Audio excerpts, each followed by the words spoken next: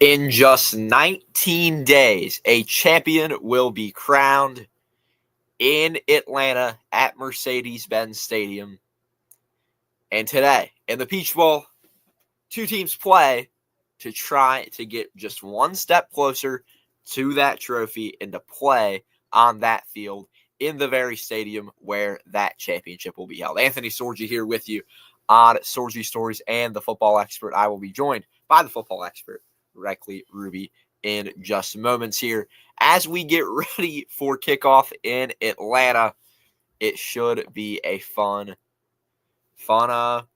afternoon for football, or morning if you are joining us from the Central, Mountain, or Pacific time zones. Happy New Year to you all, and enjoying the first of 3 games today, starting with the Peach Bowl from Atlanta, then heading to the West Coast for the Rose Bowl out in the Rose Bowl, beautiful Pasadena, California, and then from there to New Orleans for the Sugar Bowl in prime time this evening. 3 great games, competitive football. It's going to be a fun one. Let's go ahead and take a look at our comment section, starting here with Sam. What's up from back in Milwaukee, saying Happy New Year, prayers for Louisiana. Yes, prayers for Louisiana without a doubt. I know we'll probably talk about that before the Sugar Bowl, since that game is in downtown New Orleans. Cody Hankins saying, what up? What is up, Cody? Good to see you in here. And Amy Harris saying, Penn State game, another blowout. Yes, it was. It was not a fun one. If you were a Boise State fan, I was live for it. It was competitive, though. It wasn't like the score would suggest a blowout. I don't actually think it was a true blowout. Like, I would call Notre Dame, Indiana more of a blowout, because that actually was not a competitive football game, really, at all. But this game was competitive for most of the game. It was almost the entirety of the game. It was competitive, back and forth. Really a lack of back and forth scoring more than anything. But it didn't really become a blowout until late in the game, when it got to this stage of, this just is not a good football game. And joining me in just a moment will be Riley Ruby, the Football Expert. Let me set us up here into a 2-box. As soon as I do that, we can get rocking and rolling here. Let's get this set up. And Jalen Milroe, I'd agree there, Cody. I don't see him really coming back either, as bear with me, folks, as I try to get us all set up here. There we go. We should be good to roll with that, and then we'll flip over to a 2-box, and we are good now. Joining me here, as I said just a moment ago, it is Football Expert Riley. What is up? Doing well. Had a good New Year's, enjoyed it, and then now ready for the day of truth. We got the Fighting Irish on at 8:00 at night, or 9:00 basically. So I'm not going to enjoy that. That was kind of the thing of like, we'll see. Yeah, for sure. And we see Amy here saying, I want just to get to the Rose Bowl in case Ohio State loses.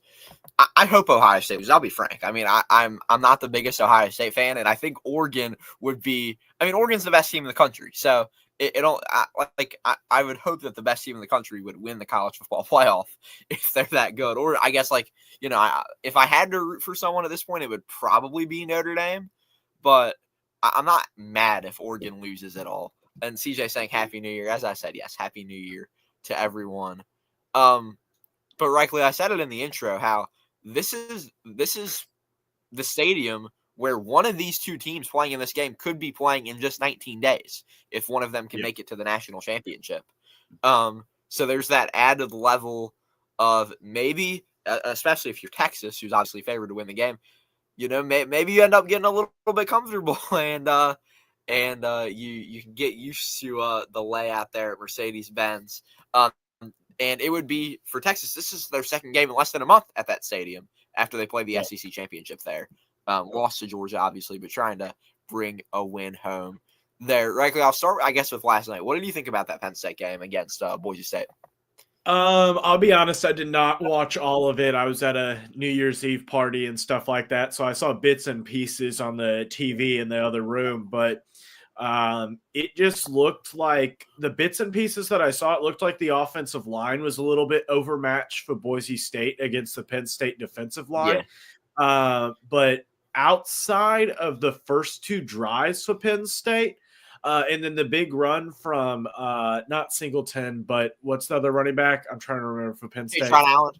Yep, yeah. Allen, when he hit that big run at the end to make it 31-14, I think defensively Boise State held up pretty well, but definitely they have a lot to work on when it comes to in the trenches. And that's the thing, that if that team had won, if Boise State had won, I was going to be super happy about it, because as a Notre Dame fan, we were to have no issues with them in the trenches. And neither is Georgia if they would have played them. So that's the thing, is that in the trenches, that's the biggest difference between a Georgia team and a Notre Dame team and a Penn State team and a group of 5 team like Boise State.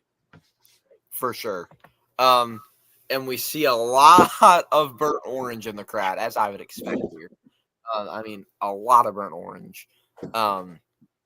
And Arizona State doesn't have a terrible fan base, but they're not Texas. They don't have the fan base or the brand recognition. No, they do not.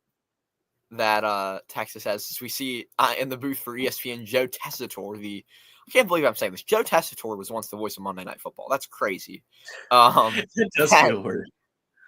It's not, it's not like Joe Buck or Al Michaels or one of these big names. Joe Tessitore.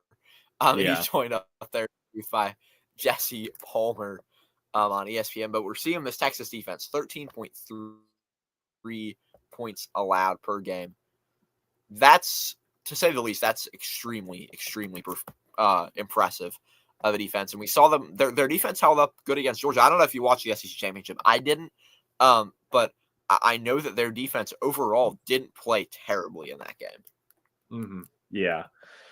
Yeah, it was Texas. I think defensively, Clemson had an interesting game against them. I know you just said the SEC championship, but defensively, I think that's more of an interesting game, because I think Clemson exposed a lot of things. I'm interested to see how that plays out. Though I do think that the SEC championship, they played really well. And they definitely did have some good parts about them, but they have a lot to work on as well.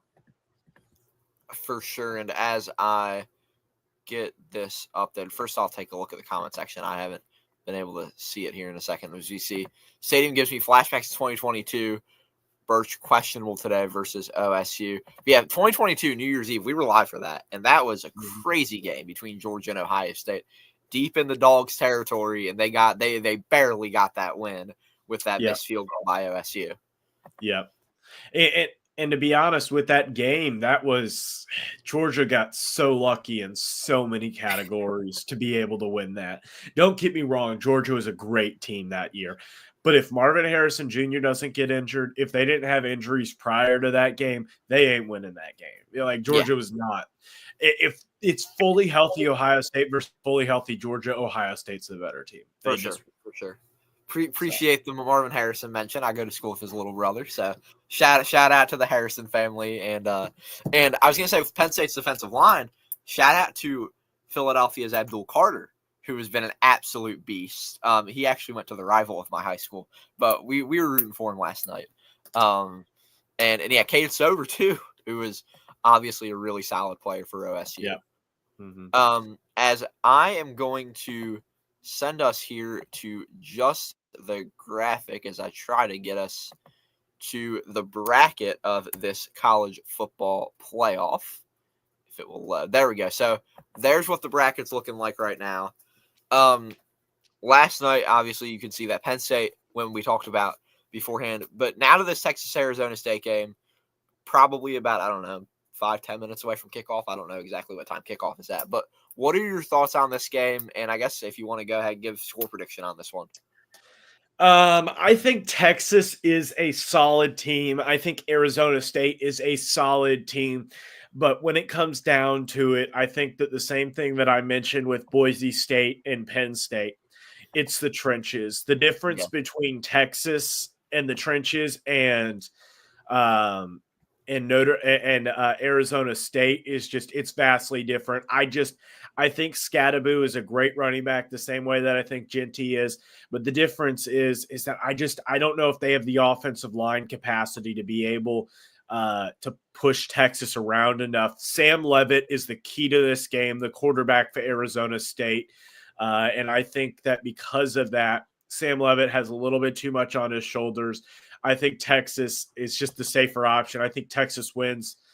I'm going to go, they win. I'm going to go 34 to, we're going to go 34-20. 34-20. Okay, so we have similar predictions. I think Texas dominates this game. I think that they're at the end of the day, they're the better football team. And no disrespect to Arizona State because they are good, but I mean, I think we kind of expected a Texas win going into this. I think that's what we're expecting, and I'm going to give Texas 34-17. I think through the first quarter, it might be somewhat close, but I think just at some point in this first half, Texas is just going to get out to a lead, and they're going to even as the quote unquote lower seed in this one, they're the better football team. As we see Steve Sarkisian and company in the all white uniforms, and Arizona State seems to be in their traditional white golds that we've seen them wear so much. As we flip back here to this, and I'm actually going to do this momentarily. I need to. There we go. Let's hope my graphics are not working exactly how I would hope they would, but we should be good now. There we go. We're all good now. So yeah. We see Texas taking the field. Any thoughts as we get closer to kickoff here? I'm very interested to see how Quinn Ewers performs in this game. I'm very interested to see how he's able to throw the ball. He looked great against Clemson. I'm interested to see if he can continue that defensively. I think he should be fine. So I'm kind of interested to see how he does when it comes to this game defensively. Yeah, I agree with that there. And I mean, Quinn Ewers, he's for sure a solid quarterback, and he's heading to the league right now or next year, correct? Am I correct in saying that? I don't believe he's declared. I think it's possible, if not likely, that he goes to league, but I don't believe he's declared. I haven't seen anything anywhere he has. Gotcha. And of course the backup Arch Manning, who, the carrying on the Manning legacy of great quarterbacking. But yeah, it's going to be an interesting game for sure. So we see the coin toss here. We'll see who ends up winning said coin toss. And Texas does win it. They will defer. Do you like that move? Because if I'm Texas, I don't mind deferring. I don't mind trusting my defense to start it off. I think that it's a better move because I think Texas defensively is in a better spot than offensively. So I do like the move of deferring to the second half. Yeah, if you're Arizona State, I think you accept. If you're the underdog in these big games, I think the better move is to always accept. I think that should just be kind of a general thing. But what'd you say? Oh, I was saying that I think Arizona State, I do agree. I think that they should get the but I think they should accept. Yeah. And we see Ohio State going to be wearing, everyone, or both teams playing in the Rose Bowl, obviously wearing their special uniforms. And supposedly Oregon offered Quinn. Yeah, that doesn't shock me. No. But, yeah, Kenny Dillingham got the 5-year extension yesterday. So congrats to him on that big extension. Trying to think if there's anything else we need to touch on. Because, I mean, I guess if we want to talk a little bit about the next two games, touch on it decently. I mean, if you just have any, I know, we'll have streams for those later, but just kind of maybe initial thoughts on those, if you have any sort of thought there. Yeah, I would say when it comes to Oregon, Ohio State, I think that you got to start off with the fact that Ohio State's a good team. They are a very good team, and they lost to Yeah. Oregon previously on the road. That is a tough thing to beat a team twice. That's very good. It's a tough thing to do. Do I think Oregon's a team that can do it? Yeah, I do. But defensively, Oregon scares me. They're not good defensively. They have a lot of struggles defensively. Just look at the fact that they gave up 34 to Boise State. They gave up a bunch of points to Ohio State. They gave up a bunch of points to a lot of teams. And I'm just concerned about defensively. If they get in a shootout, I do believe they can win that. But at the same time, I trust Ohio State's defense to maybe get a stop. I don't trust Oregon's defense to get a stop. So I'm going to give the slight edge to the Buckeyes in that game, even though I had an Oregon Notre Dame national championship. I do think Ohio State does. After watching them against Tennessee, I like the way that they look, but I still could very well see Oregon winning that game. What about you? Yeah, I'm gonna go Oregon wins close. I think these are very evenly matched teams. But I'm gonna go with the prior. I'm just gonna revert to the prior here, because I mean I watched Ohio State against Nebraska, and I've watched Ohio State in like that second quarter of the Tennessee game. It proved to me that yes, they won that game in dominating fashion, but at certain points, if you can get ahead of them, that you can make their offense struggle. But rightly, as we're underway here, I'll let you kind of get into the commentary of this game. As Arizona State has 1st and 10, they'll run it here for a first down. Yeah, but one final thing that I'll say about the Oregon-Ohio State game is, who do you think is going to be the better quarterback at the end of the day in that game? I think that kind of is the deciding factor in that game, at least in my opinion. What do you think about that? Do you think do you think that's fair, and then Gabriel is the better one, or what do you think? Yeah, I'm gonna go with Dylan Gabriel. I think he's the better QB at the end of the day. He proved it against Ohio State. He had the Oregon offense was great against Penn State in the Big Ten championship as well. Like in these big games, he's shown to be solid, and he's been able to put points on the board. Yeah, that's very true, and it's very important when it comes to that, to be able to put points on the board in those situations. Because here's the other thing that I think about with that situation. Here's the only thing that I have a concern about picking Ohio State is that I think Will Howard does every once in a while have some turnover issues, and if he has turnover issues in that game, if he has more than one turnover in that game, I just do not see a way that Ohio State is able to win that game in any way, shape, or form. But yeah, I would agree. There's 3rd down now for Arizona State, but yeah, for sure. On that front, I'd be a little bit worried about Will Howard if I were an OSU fan.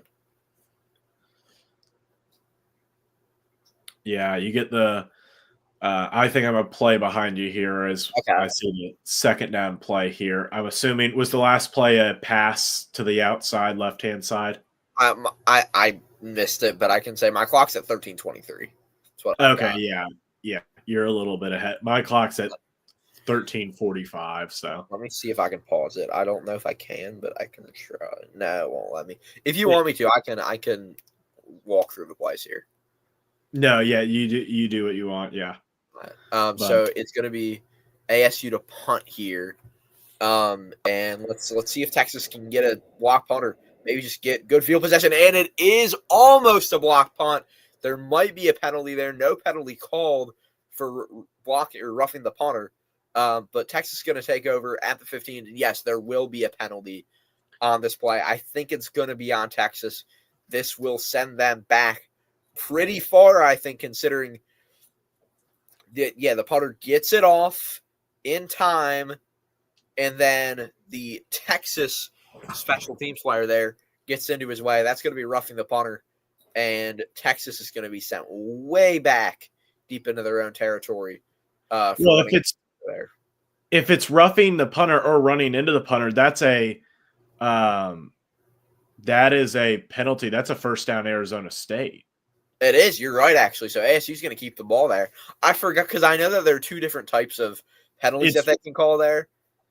So there's running into the kicker and there's roughing the kicker. The roughing the kicker, which is the more severe, which is 15 yards, is if you hit their plant leg. Okay. Running into the kicker is if you hit their, which is what I believe he did. Yeah. He hit their kicking leg, and running into the kicker is just 5 yards, but they only needed 4, so it's a first down. Yeah, so 1st and 10 for ASU at the 46. It's going to be a handoff to the back. He's getting nothing. This Texas defensive line eating him for lunch here. 2nd down, ASU. Yeah, that's a big call there against Texas, and it was the right call to give the first down to the Sun Devils. But if you're the Sun Devils, you got to take advantage of the opportunities that they can give you. At the very least, hopefully get some points on the board, get a field goal or something like that, or at least pin Texas deep in their own territory. Yeah, play action here. Quarterback under pressure is going to get the throw off. It'll be a gain of about 7-ish yards, so 3rd and 2, 3rd and 1-ish here. 12:23 to go here as we see this ASU offense driving down the field almost 3 minutes into this game. Across midfield they go. This is the drive you need. You talked about taking advantage of mistakes, which is key. We talked about that with Georgia being able to take advantage of things on OSU's part that just didn't really go their way, but also just being able to move the ball. It doesn't matter how long it takes as a first down there on the run for ASU. It doesn't matter how long these drives take, especially early in this game.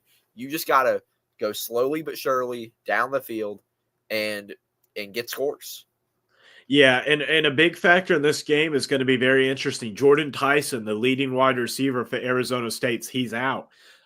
So you definitely have a big loss there for the Sun Devils. So I'm kind of interested to see who's going to be the primary passing target for the Sun Devils when it comes to this game because, well, you have your primary pass catcher out in the biggest game of the year. For sure. Here we go. 1st and 10 for ASU. They have the ball at Texas's 42. Play action. Rolling out to his right. Looking for time. Buys time. Makes a man miss. Goes right at another man. And not going to gain much. Maybe a half yard at the most. And there on the run was the quarterback. That was right there. Number 10, Sam. Is it Levitt? Levitt, yep. Levitt. Okay, so Sam Levitt. The redshirt freshman. How about a redshirt freshman as a quarterback in his first year on the field, getting to play in this big of a game? Yeah, Sam Levitt has looked fantastic all year long. Just to rattle off some of his stats, he has 2,663 yards, 24 touchdowns, only 5 interceptions, and an 81.6 quarterback rating, which puts him 8th in all of college football. A very talented quarterback, somebody that you're really looking forward to keep if you're Arizona State as a primary contributor heading into next season. Because in stark contrast, you have a guy like Cam Skattebo, who is a senior. Yeah, it's going to be a run there for Skattebo there on and now they're in field goal range here, likely. They're in pretty safe territory, but now that you're in field goal range, if you get to a 4th down, are you kicking for 3 or on a 4th and 3, 4th and 2 situation? Are you going for it if it were to get to that? I gotta say that you gotta trust. You probably got to take the points this early in the game, as long as you trust your kicker. Like if you think your kicker, if you're at like the 20-yard line, it's a 37-yard kick, I'd probably just take the points. But overall, yeah. Levitt scrambles out of bounds there for about 6, 7-ish yards. Sets up a 3rd down. And I said there's a lot of burnt orange. There's also a sea of maroon and gold. If I'm correct, the tickets are split up for these games evenly between the two teams. So we saw the same thing. Like we know last night, there are more Penn State fans than Boise State fans, but because of the distribution of the tickets, it sets up a pretty even-ish atmosphere between these two fan bases. 3rd and 5 now. Man in the backfield for ASU with 9:54 to go. Shotgun, 2 receivers on each side. They're going to snap it. It's going to be Levitt looking to run. He'll get about a yard. And now it is 4th down, and let's see if they're going to stay on the field. Yeah, here we go. I think it's 4th and 4, and Dillingham's telling his offense it seems like to come off the field here. So the kicking team will come on. It's the right move, especially on 4th and 4. If it's 4th and 1 that I'm going for, but 4th and 4, you got to take the points here. On to kick will be, let's see, who is this here? It's going to be Parker Lewis, the grad student. He started his career at USC, went to Ohio State, now at ASU, and he's going to kick this one 39 yards. It is up. It is down the middle and good. ASU leads 3-0. A good first drive there from the Sun Devils. That's exactly what you want to see in this type of game, is a down the field, got some momentum going, and you also took, about 6 minutes off the clock? That's a pretty good drive. That's what you want. Yeah, that's exactly what you want if you're ASU. And as I update our score bug here, we see a break on the screen. I mean, now, though, if you're Texas, you got to come back and set the tone. You don't want to get into a major gap or major deficit here early in this one. If you go down 10, 14 points, you're not in the situation you want to be. Yeah. Mm-hmm. And this feels like Liberty versus Oregon from last bowl season. This game does. I don't remember about that game, but likely I'll let you comment on that one. That was a rough game to call. That was not a good game. That was not a good game at all. That was a blowout. That was awful. Yeah, for sure. As just seeing there is some news that has come out of the NFL that's interesting. Saquon Barkley will sit on Sunday and not break the rushing record. So neither of the rushing records are going to be broken today or this year. Interesting. Yeah, it's kind of sad. Like if I were the Eagles out, and I had 2 Eagles fans on the stream with me last night. They both said, "Yeah, you play Saquon for the first half." Yeah. Mm-hmm. So I don't love it, but hey, at the end of the day, it's about the team more than anything. Oh yeah. So yeah, and I'm trying to think. We talked about the Rose Bowl. I guess let's get to the Sugar Bowl. As I mentioned at the top of the stream, prayers for New Orleans.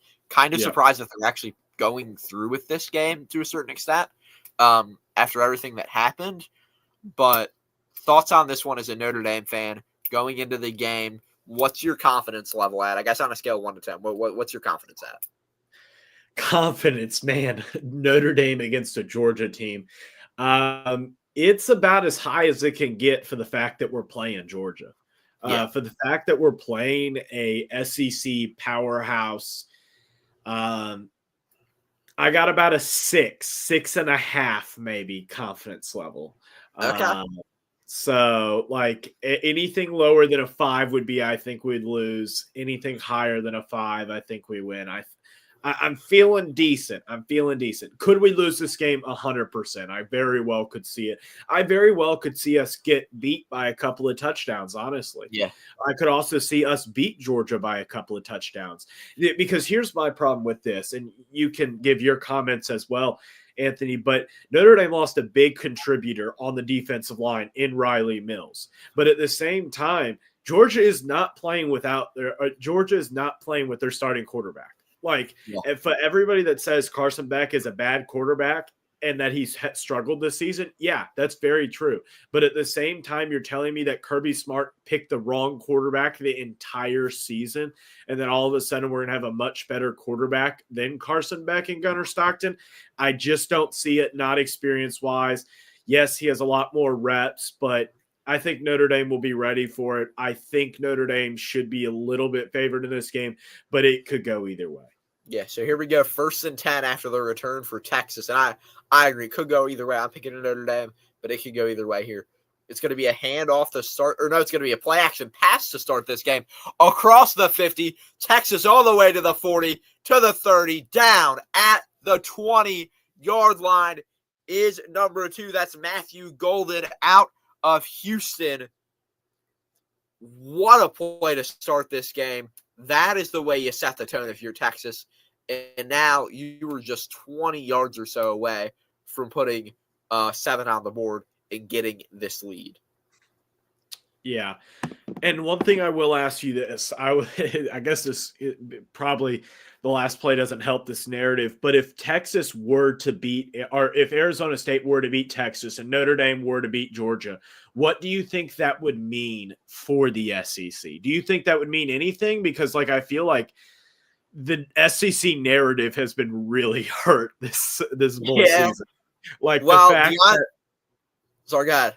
Right, the fact that your bowl wins are Vanderbilt beating Georgia Tech.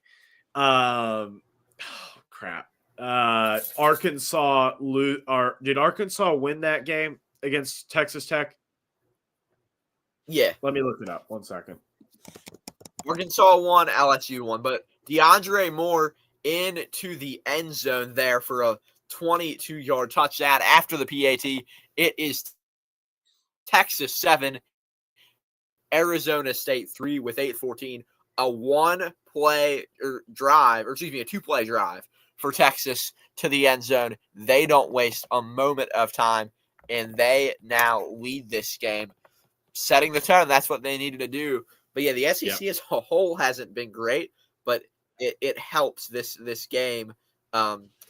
It's for sure going to help, and if Georgia can pull off the win, that will help as well. C&J says, prayers for my birth state, Louisiana. And yeah, we talked about how just the heartbreaking tragedies early this morning there, and we'll be live for the Sugar Bowl. We'll probably talk about that more with that game being in New Orleans and, what's going on there right now with the game, happening in just a few hours.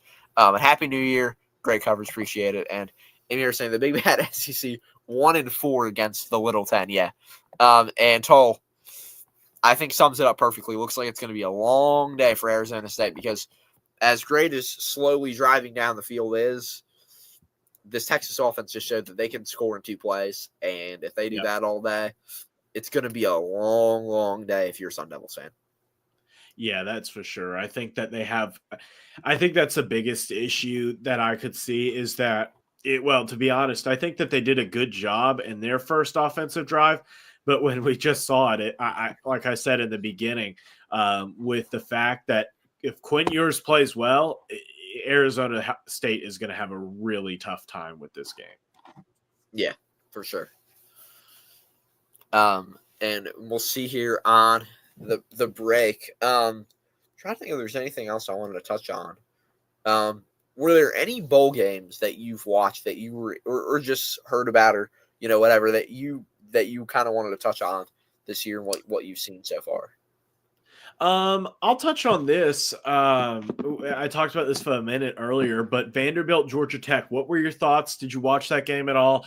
What are your thoughts? We'll to start with Vanderbilt. What do you think that they're going to do heading into next season with Diego Pavia at quarterback? So. Yeah, I mean, Pavia for sure looked good. I watched bits and pieces of that game. I didn't get to watch it in its entirety. And then when they went into that rain delay, I just flipped it to whatever the next game was. But close win. Georgia Tech showed fight, and they showed that they're a quality team. But Vanderbilt, I mean, a 7-5 SEC team is always going to be better than a 7-5 ACC team at the end of the day. Or even, a 6-6 SEC team. They're better. And I think that's just – like if Georgia Tech was in the SEC, I mean, it was pretty top heavy this year, so maybe they would have done well. But overall, it's just the SEC is it's the most competitive conference in the country. There's no debate there. Like the Big Ten's too top heavy. The Big Ten doesn't have that many competitive teams really. When it comes to in league competition, I'm not talking Big Ten versus SEC bowl game wise, but when we're talking about the league as a whole. And Arizona State going to take the field there. But, I mean, what did you see? And I think Pavia, I would say Pavia, I think, and Vanderbilt, they're going to be a heck of a team next year. They have a chance to do something special. Yeah, I agree. I think that when we're looking at the game, you just got to look at the simple fact that, well, this is a very, very, very good Vanderbilt team compared to what their standards are. And to be honest, looking at their schedule next year, you're going to have a tough time with the fact that you have to go on the road to Bama and Texas. Like, that sucks. Yeah, But at the same time, your 2 wins on the road this year got a lot easier next year with at home with Auburn and Kentucky. So if you're able to win those games, because those games are at home, then I think you have a much better shot with the team. So I think that you definitely can improve when it comes to this game. I think that you have a good shot to be able to do that. And when it comes to this Vanderbilt team, I think that I don't know. Maybe they are able to get something going that they weren't able before. But Clark Lee, if anybody's going to do it, Clark Lee is a great coach to do it. yeah. And you are going to have, and then to go to the other side of that game, Georgia Tech. What do you think about Georgia Tech and the Yellow Jackets under Brent Key? Yeah, I'll quickly say third down now for Arizona State. They've got a 3rd and 8 after a 2-yard gain on second here, 7:44 to go. But yeah, I would say that Brent Key, from the start of the season in that Florida State game, they proved that they're a heck of a football team. They fought hard against Georgia. They should have won that game. It's Levitt's going to scramble, looks to run here, going to actually jump. He's going to throw it away, incomplete here. Sets up 4th and 8. He just had nowhere to go.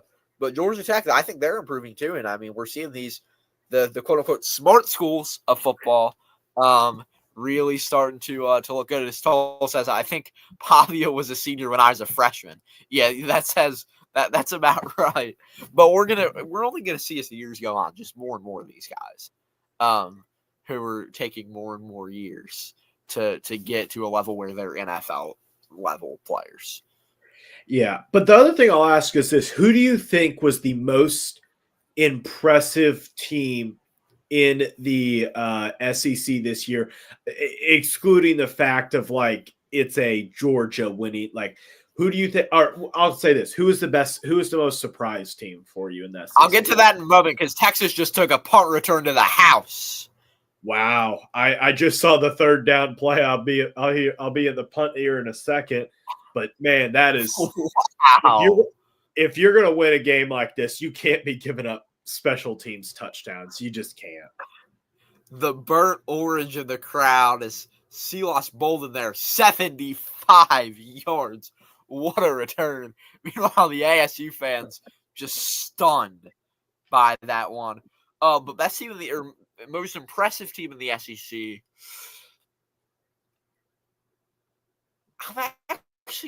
Vanderbilt's the obvious answer. I'm gonna go with.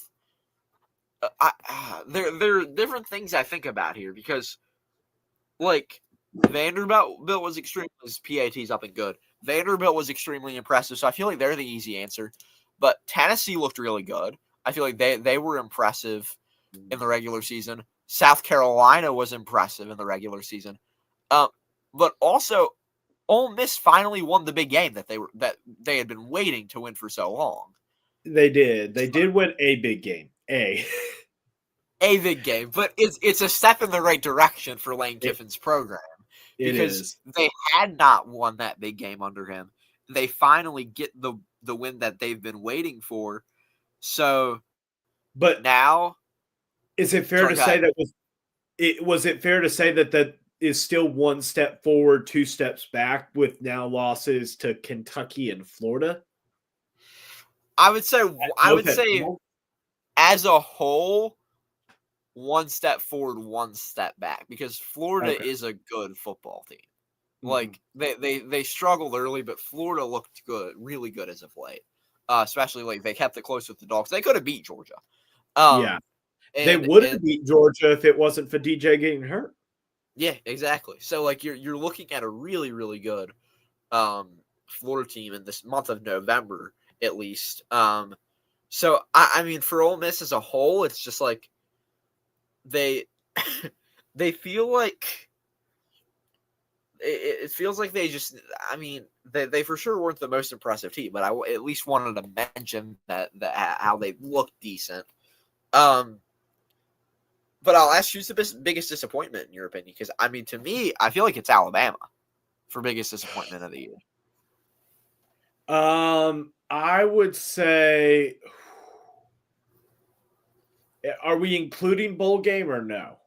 I would say just, I guess we'll say just like regular season, but if you could give two different answers if you like. Okay, because I'm going to give this. I think that Ole Miss is the most disappointing team, and I think that Alabama is the most disappointing team if you include the bowl game. Here's my reasoning why. Is because I think Ole Miss, everybody was looking for them to make the playoffs. Alabama, everybody was like, I think they're going to make the playoffs. They're going to make the playoffs, blah, blah, blah. But everybody knew like full well that if Alabama missed the playoff, it was like, it's a new head coach. It's an entirely different era. Like, I think everybody at least had the expectation that it's a new coach. Like, this is a new thing. It's very possible that they don't win. But Ole Miss, they had everything set for them. I think a lot of people I saw a lot of people picking them to win the SEC, to at least make the SEC championship. I was one of them. Yeah. So I didn't do Ole Miss's schedule prehand, so I can't say what I would do exactly with them. But I felt like they were really disappointing. Like they did beat Georgia. They definitely did. But at the same time, playing Duke in a bowl game, like I feel like that is just like if you're including the bowl game by far and away, even if Ole Miss loses to Duke, Alabama's season is still worse because you lost to Michigan in a bowl game. But when it comes down to it, I think Ole Miss maybe had a worse regular season because Alabama, it was at least you barely lost to Vanderbilt, which is still a terrible loss, even though Vanderbilt's a decent team. It's still a terrible loss. You barely lost to who was it? Not Oklahoma, but barely. Who was their third loss? Tennessee. Oh yeah, Tennessee. That was a pretty close. That was a pretty close game against Tennessee, and then obviously the no-show against Oklahoma. I think that like there were individual moments where it's disappointing the fact that you lost. If you switch the Vanderbilt and Georgia games, I think this is a less disappointing season for Alabama, but you beat Georgia and you lost to Vanderbilt, which is kind of odd to figure in your head. So I would say that. I would say my most surprising team is Florida. I think Florida going 7-5, 8-5 after the bowl game, I feel like they got to be the most surprising team, if not the most improved team, just because of how dominant they looked at the end of the season, like you stated. Yeah. So we talked a little bit about Ole Miss. It's 3rd and 10 now for Arizona State. I have their schedule here. I'm going to ask you to give a prediction if I rattle off these games. So they start with Georgia State at home. I think that's a win. Yep. Then at Kentucky. What do you think about that one? They better win that. Kentucky did not look like a good team this year, but with the transfer portal, teams are so up and down. I think that's a win, but I'm not 100% sure. I think it is, though. Another 3 and out for Sam Leavitt in this offense here. So it's going to be another punt here for ASU. Home against Arkansas, win. Yeah, they should win that one. Home against Tulane, win. Yep. Home against LSU, win. I think that they win that game. Yeah, I could see that one split if I find another one I'd like to split it with. All right, home against Washington State. Win. Washington State is not a Power 4 team anymore. They're devastated.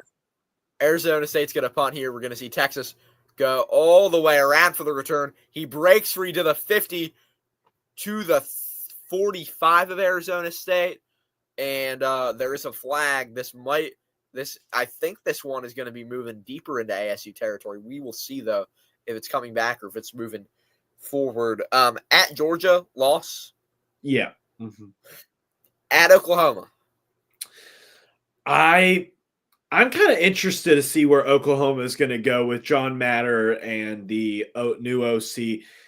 I'm going to say it's a split between LSU and that, so I'm going to give it a loss. I'm going to say we have 2 losses now. And then 3 home games in a row. South Carolina, Citadel, Florida. Road games, all road games. 3 home games. Home, okay. I think they split again between South Carolina and Florida. Otherwise, all wins. And then I'm who's their assuming quarterback going to be next year? Do we know that for Ole Miss? For Ole Miss, I don't think we do know who their quarterback is. Not go ahead. I think that I don't think they're taking in a transfer quarterback. Let me see. I haven't seen anything transfer quarterback wise. Let me pull it up. You continue on. Arizona State gets a big sack here to start off the drive, so now they move Texas back a little bit, make life harder for them. And Texas was moved back on a penalty there, so now Texas, they started with at the 35. Now they're all the way back. Excuse me, not at the 35, at the 25. They started at the 30. Now they're at the 26, but a run forward is going to get a couple yards for Texas. They'll move up to a 3rd and long still, though. 5.5 minutes to go. And then Ole Miss finishes off the year at Mississippi State. So I think that's a win. But I feel like for Ole Miss next year, 10-2 in a playoff berth feels somewhat realistic. I think that's realistic. I don't think you'd get to the SEC championship game because you have 2 losses unless if you tiebreakers fell your way. Yeah.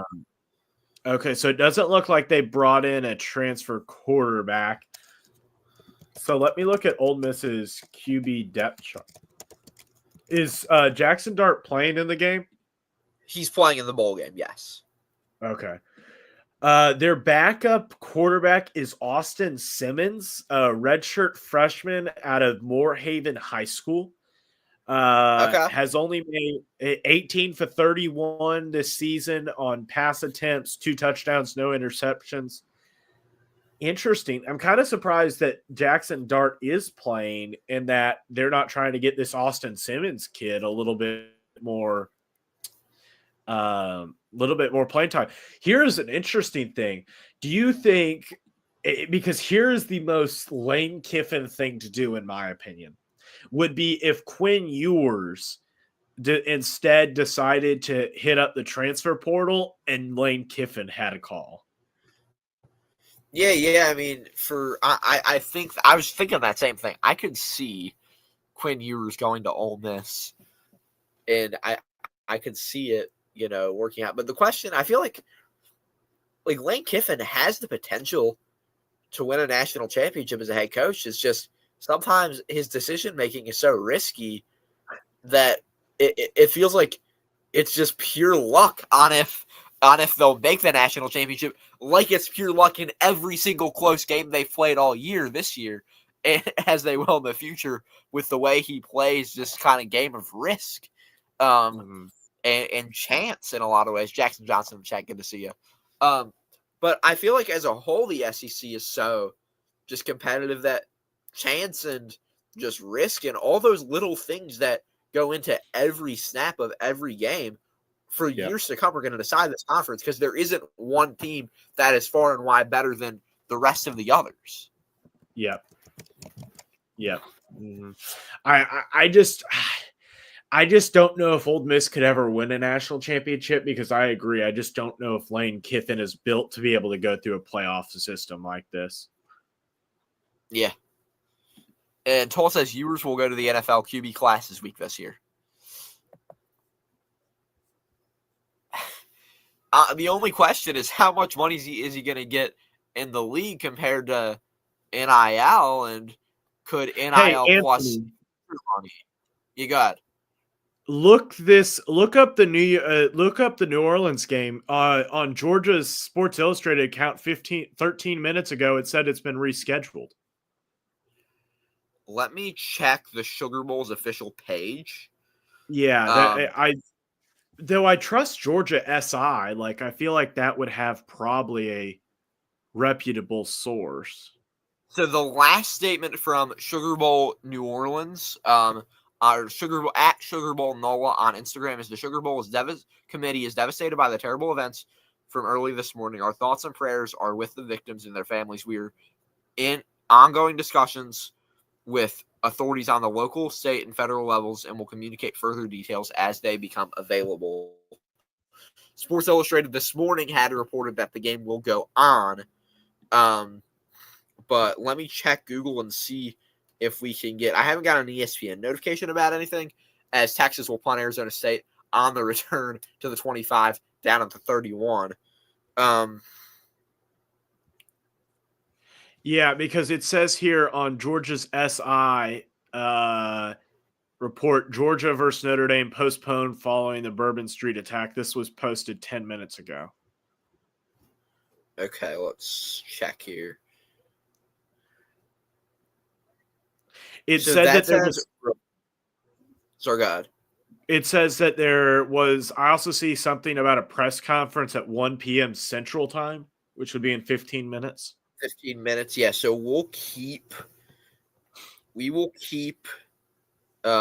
people updated on that. I don't see any official press statement on anything from the Sugar Bowl committee itself, which is what I'd want to wait for. Yeah. Mm-hmm. But USA Today, let's see what their reporting says here. I'm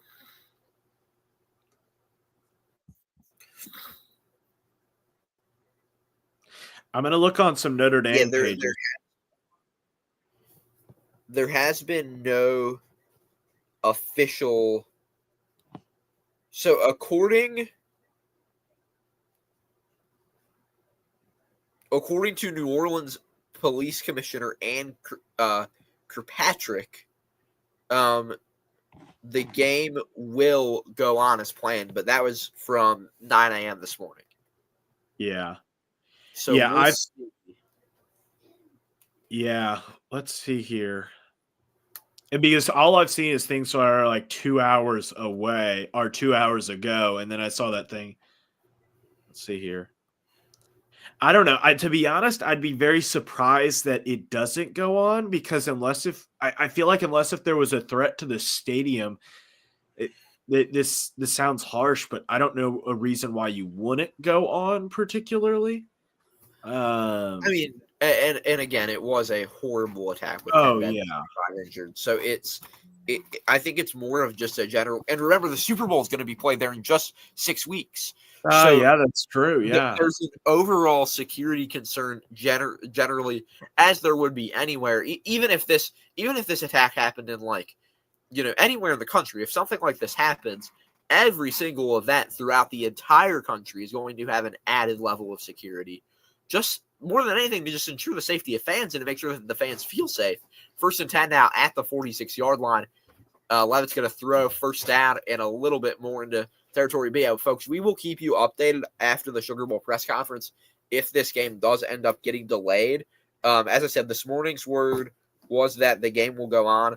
A person familiar with the situation told the Associated Press this morning that there was no immediate indication it would be delayed, but officials were waiting to get an all clear from authorities that it would be safe to keep the event at the stadium on schedule.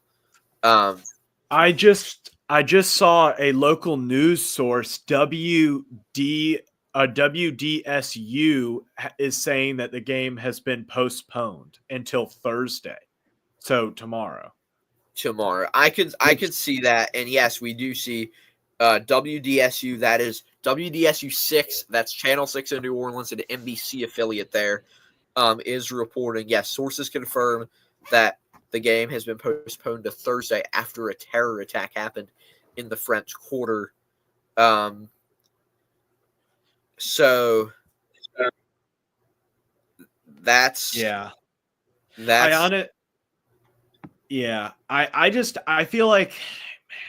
I feel like that's probably the right move. I think that I would agree.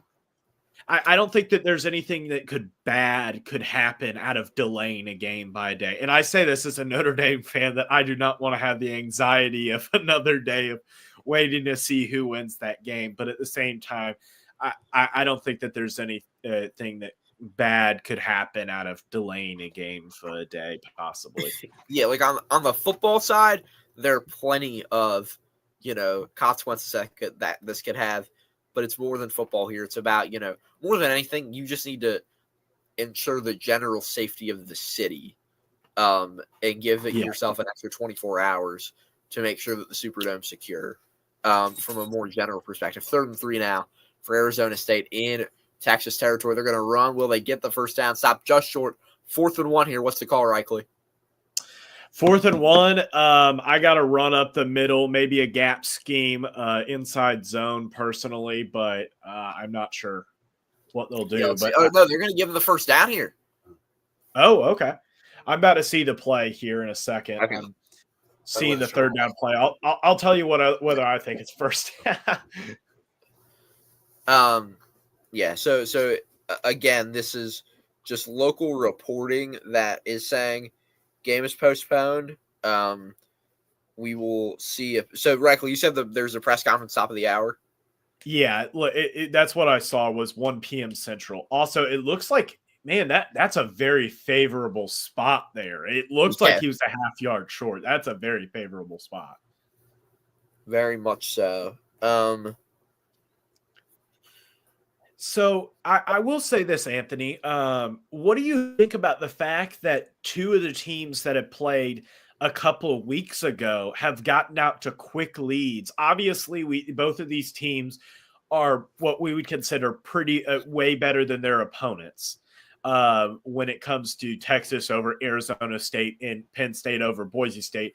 But do you think it's fair to say that it may almost be an advantage to play in the first round over taking a bye? Like, do you think that the extra rest is too much? I don't think it has anything to do with rest. I think it has to do with who's the better football team. In baseball, we talk so much about the rest and all that kind of things. But, like, in this case, I just think Texas and Penn State are better. And Boise State kept it competitive for most of that game. It wasn't just like this murdering. The score would show that it was closer to just a beatdown, but it wasn't really. As we're going to see let's see. Yep, they're going to keep the 1st and 10 here. A minute to go in the quarter. So, yeah. Here we go. 1st and 10, 1:03 to go.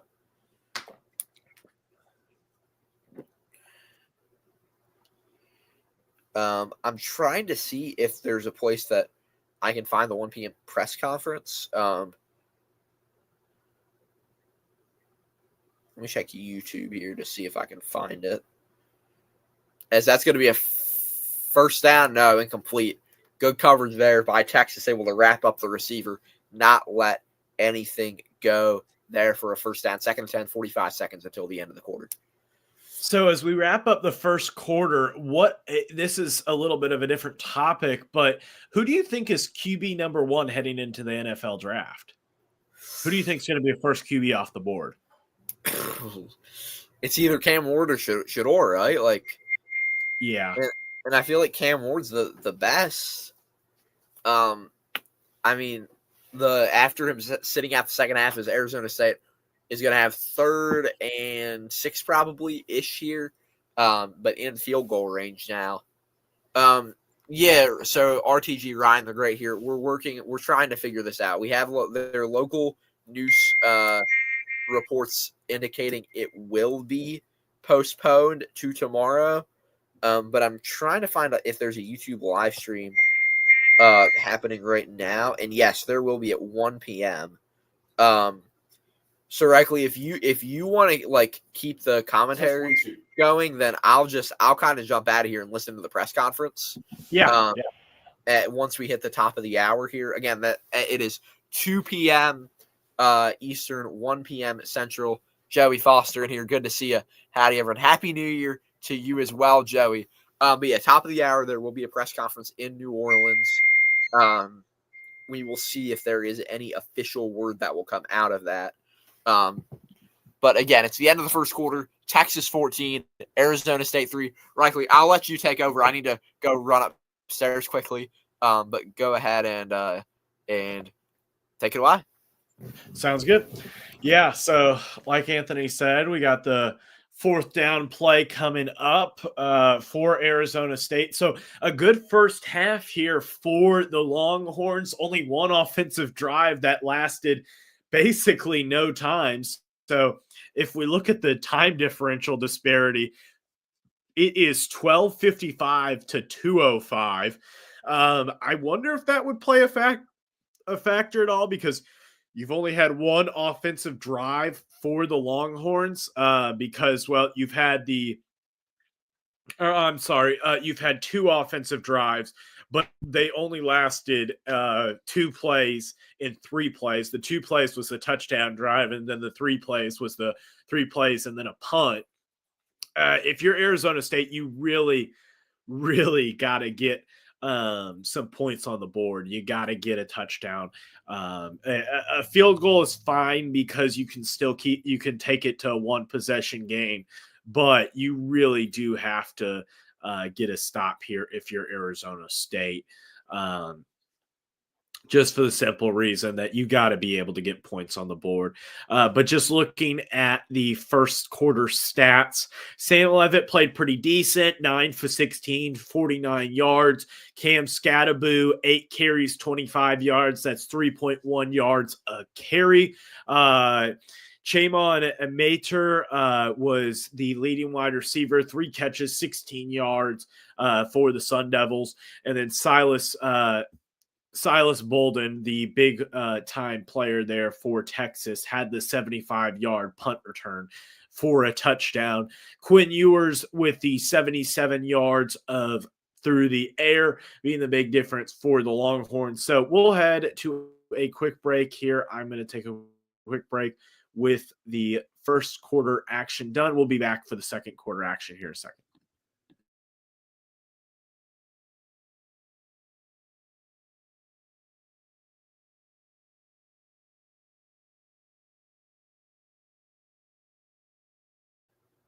Anthony Sorgi back here with you for a moment. Just quickly about heading into this press conference in just moments out of New Orleans, where we will be hopefully getting official word one way or the other on if there will be a postponement, or I mean, obviously they're going to end up playing the game at some point, but a postponement of the Sugar Bowl game after the attack on Bourbon Street last night.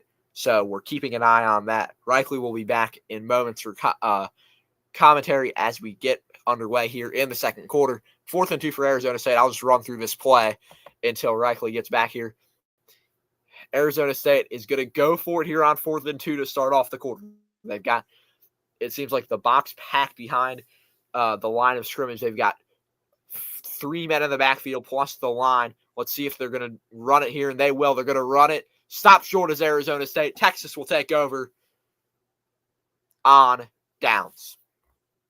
That's a big stop there for Texas and the Longhorns. They have not held the ball, as I was talking about earlier, with the short offensive drives, the 3 plays for -2 yards, the 2 plays for 77 yards, being the big difference there. As honestly, I do like the decision to go for it, because you really got to be able to get a touchdown on the board.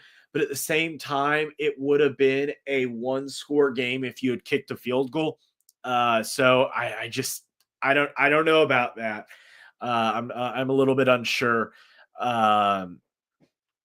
But yeah, I feel like I probably would have taken the field goal.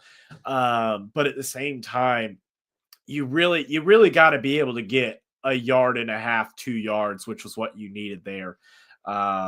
If you're Arizona State, with the big difference in that game there, because now you have a 1st and 10 Texas, and Scotty B brings up a point that you have there in the chat.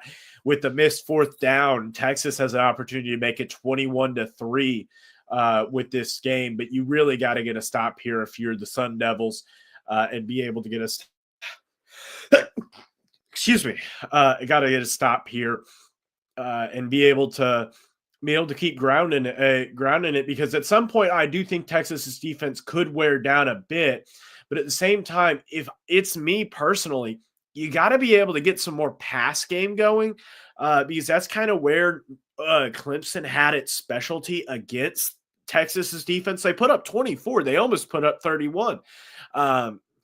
It's a very beatable defense, more than I think people give it credit for. I think they played well throughout the year, don't get me wrong, but this is not a world beater of a defense, as it's going to be 3rd and 1 here for the Longhorns with 14 minutes to play here in the third quarter. I very much expect a run play here from this Longhorns team. Maybe a pitch to the outside, maybe a QB sneak. Oh, we get a jet sweep here, and they are going to get the first down. I believe that's Golden with the first down. Yeah, or Bolden. Yep, Bolden got the first down on the jet sweep. You had the players there. You just got to get off blocks. Yeah, you just got to be able to get off blocks here. As Arizona State, you just had your guy miss, and that's the big difference there. Is if you got to be able to hit the play, got to be able to get in position here, as Arizona State does make the tackle on first down to keep it to a minimal 2-yard gain for the Sun Devils. Which if you're Arizona State, you really cannot let this game get more out of hand than it already is, because offensively, A, you're a running team with Scattaboo, but B, defensively, I don't think that you're going to be able to keep up with Texas if they start to put up some points on the board. As Quinn Ewers with a deep shot down the field, and it's going to be PI all day long. That is... it was not a good throw. It was not a good throw, but all you had to do was turn around there. And I get that, I say that sitting here in my nice seat, but like, you got to be able to turn around there, because Golden, that ball was not thrown well. And all he did was just bump right into Golden, and that was going to be it. PI automatically.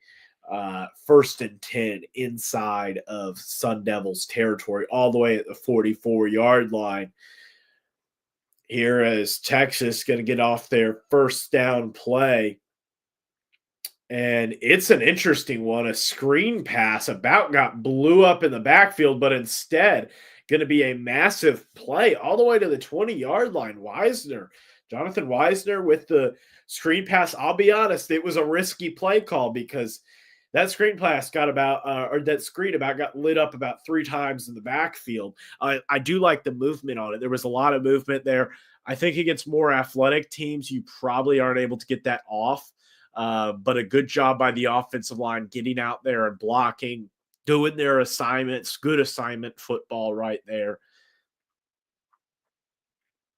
And you're going to get another first down, this time a carry here by the Longhorns on first down. Going to get them about 3, so there you go. Trey Weisner, my apologies, and Blue, the very good running backs for Texas. Both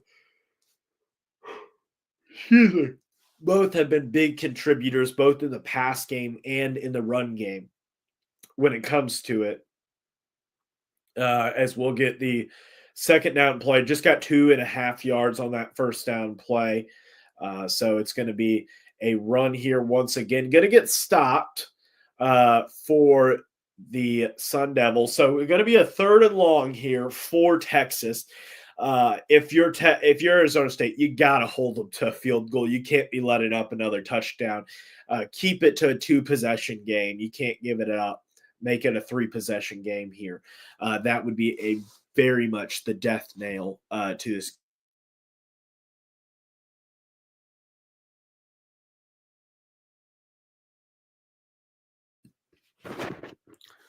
So on the 3rd down play, Ewers drops back, scanning the field, finds a man, unable to complete it. Good defensive stop there from the Sun Devils.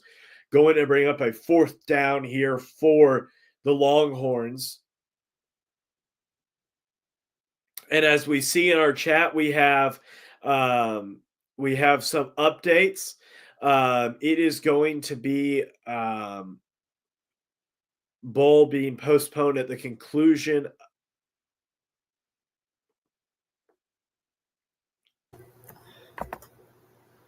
So just to clarify, what I was saying is that we will keep you updated on the possibility of a postponement at the conclusion of the press conference that I'm waiting for to start right now on YouTube.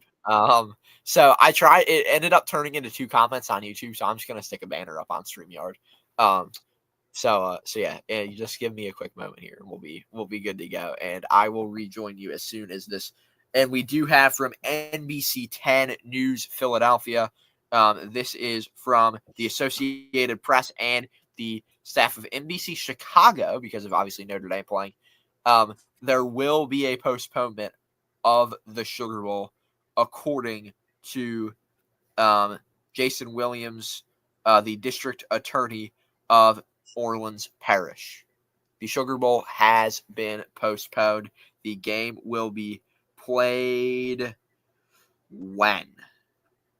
I think it's 24 hours from now, or 24 hours from the start time. I think it'll be 8:45 tomorrow is what I was seeing from those articles. Okay, so we will see once the press conference actually starts. I will let you know the exact details of everything said. And an update on this game, 4th and 2, went for it, kind of surprised by it. A big 4th down conversion there for the Longhorns. Surprised by the going for it on 4th and 2. It's not a terrible idea, but interesting as you're going to get a first down carry, going to lose a yard there. Wisner with the carry.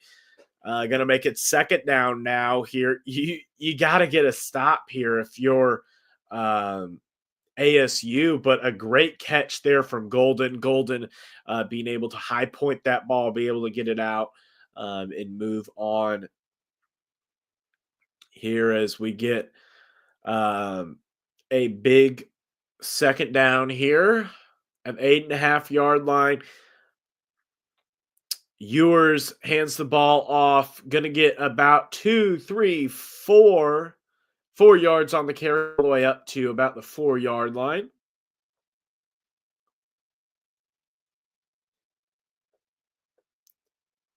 So we'll have that. I will say, yeah, I think we'll probably be calling the Rose Bowl game. I'm not 100% sure on it. I believe so, that I will be. There will at least be a stream up on my channel of the graphic for the game at the very least. If not, I will have some commentary. We'll see.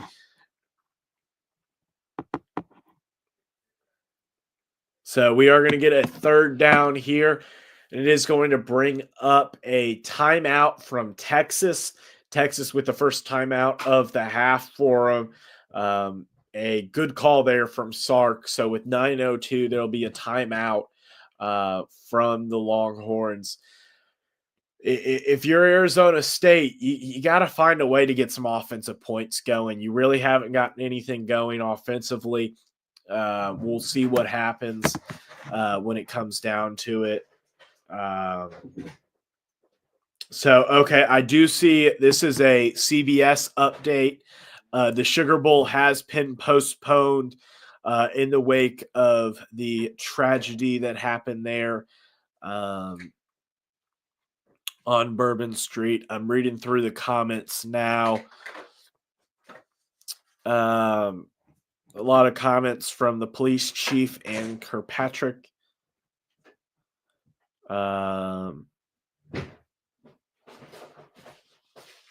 Let's see here.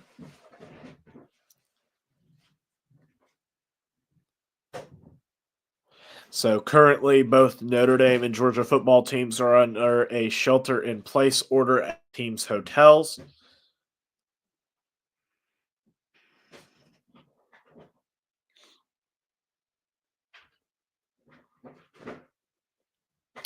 So bolstering of security Yeah, so we'll see what happens when it comes down to it.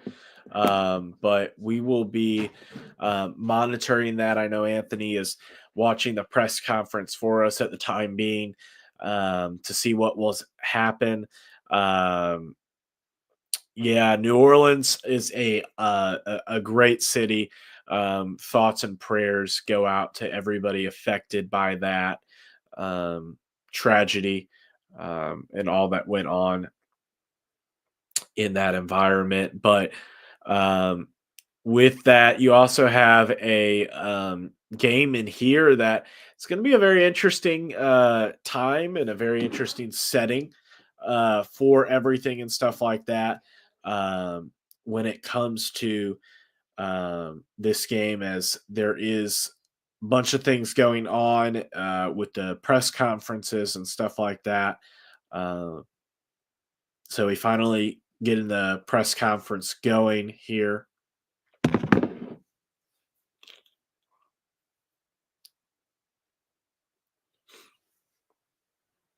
So third down here for the Longhorns.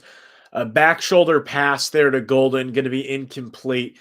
Errant throw there by Ewers, going to bring up 4th and goal now for the Longhorns. Interested to see if they'll go for it. It's 4th and goal from the 4.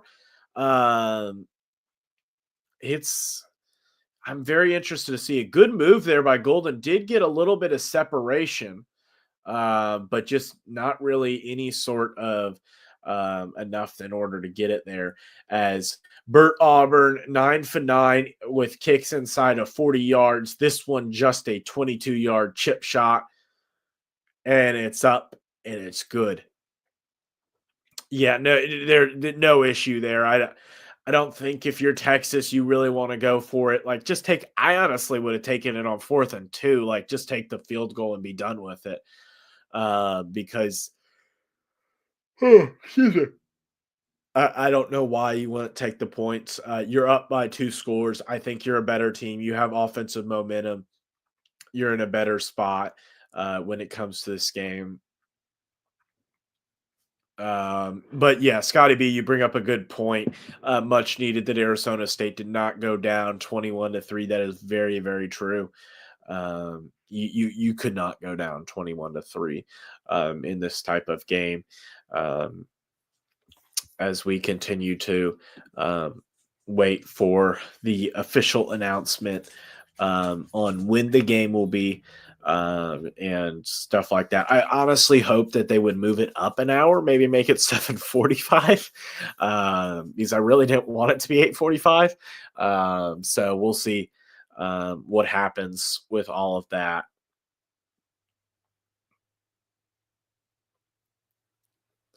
As we have the kickoff here, and it's just going to be a fair catch. The Sun Devils will take over at their own 25.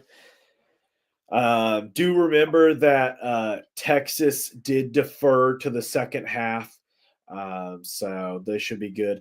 I don't think that they would move the location of the game. I'd be very surprised if they did. Because it just you don't have a lot of time. The amount of like you would have to refund everybody their ticket. There are so many people there. I don't think you'll have a lot of people there in that environment. I don't know if you see that. Uh, a handoff here for Arizona State, going to get nothing, maybe a half-yard loss on first down. Scadaboo fired up on the sidelines looking for his offensive line to get some blocks in because, to be honest, he has nowhere to go with the ball right now. Happy Ho Dog, yeah, you got it. Yeah, the bowl game you can't really move a bowl game. The amount of prep work that goes into it, the people, everything like that that's involved in it, it's a little bit too hard. I do agree, Scotty B, that there needs to be some play action, just because, well, looking at it, you need to get something going in the pass game because this this offense is too predictable. 2 runs on first and second down, get slowed down, and then a third down. Just you got to have some work to do when it comes to this end. You got to be able to get a move a little bit easier. So third down, probably a pass here from Sam Levitt. Both the tackles get rocked. Throws the ball deep down the field, and it's a catch inside of Texas territory all the way down to the 49-yard line. A great catch there, coming courteous of Troy Allmeyer. Allmeyer with the catch there, 23 yards for the reception. A big job there from him.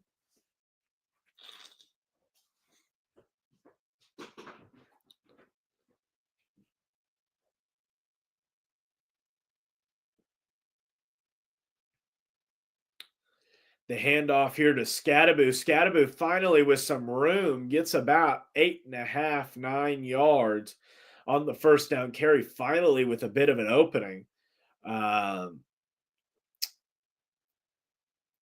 Oh, yeah. Right now, I can't fix the score bug, Scotty B. That's on Anthony's end. Whenever Anthony gets back, we'll have him fix the score bug.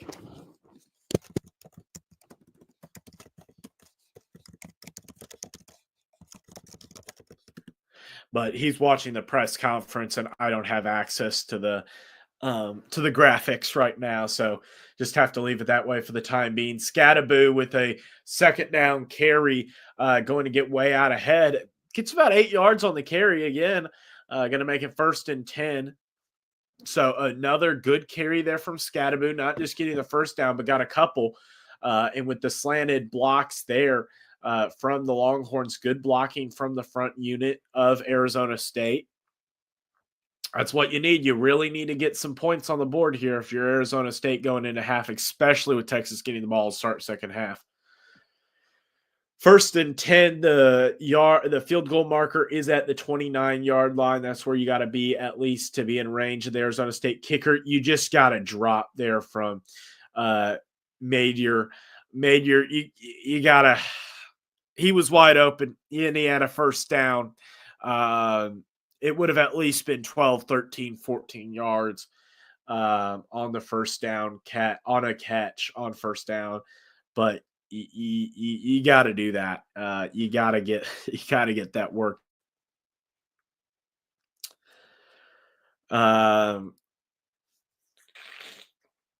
So second down here for the Sun Devils.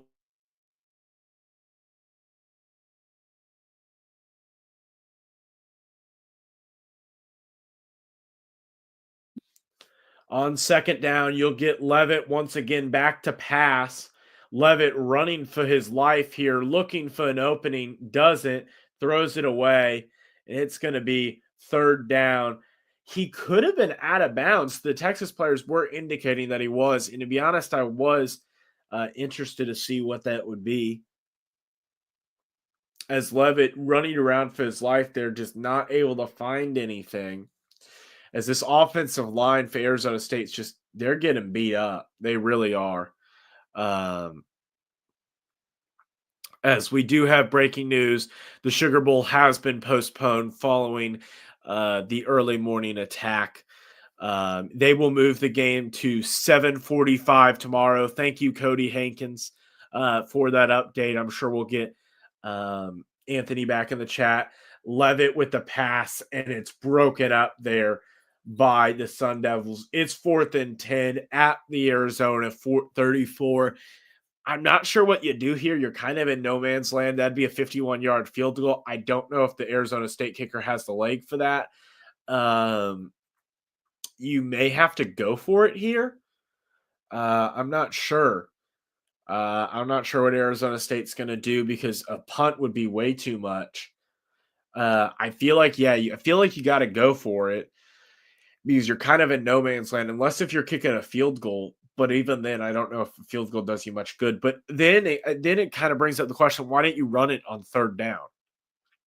I don't know. It brings up an interesting prompt. Levitt drops back to pass. A couple of offensive linemen get beat once again. And you're going to get a sack there from the Texas defensive line. that one coming courteous of the Texas defensive line. Let me see who that would be with the sack. But Trey Moore going to get counted for that sack. With that, this offensive line for Arizona State, they seem to be getting beat on just about every play. Somebody's getting beat. You even had a man that was open in the end zone if Levitt was able to get the pass off. The trenches, they're just getting killed in the trenches. And because of that, it's now 17-3. Texas out ahead with the ball, 5 minutes left to go in the second quarter. Arizona State, they've been able to drive, but Texas bend but don't break. It's been that way pretty much all game. It's been a rough game for the Sun Devils. It really has been. Offensively, they just have not had anything going. This feels similar to Boise State, Penn State, where it's not like the game is not out of control. It's 2 touchdowns, but like they're moving the ball, but the offensive line is just not good enough to be able to protect a great running back like you have in Scadaboo. Scadaboo is a great running back, but it doesn't seem to be good enough as we continue to get updates about what is going to go on with the terrorist attack in New Orleans.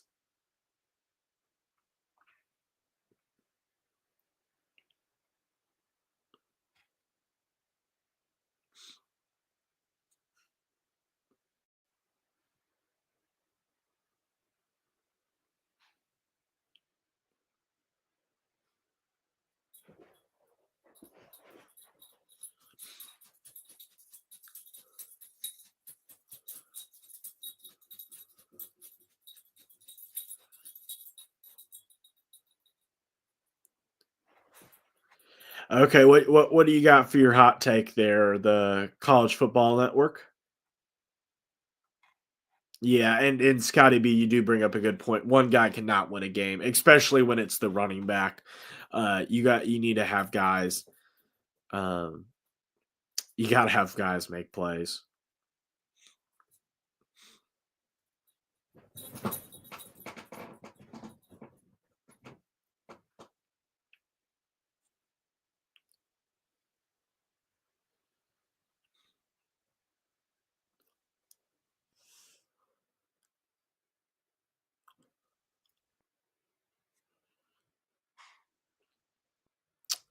Alabama firing DeBoer. No, Alabama will not be firing DeBoer. No way.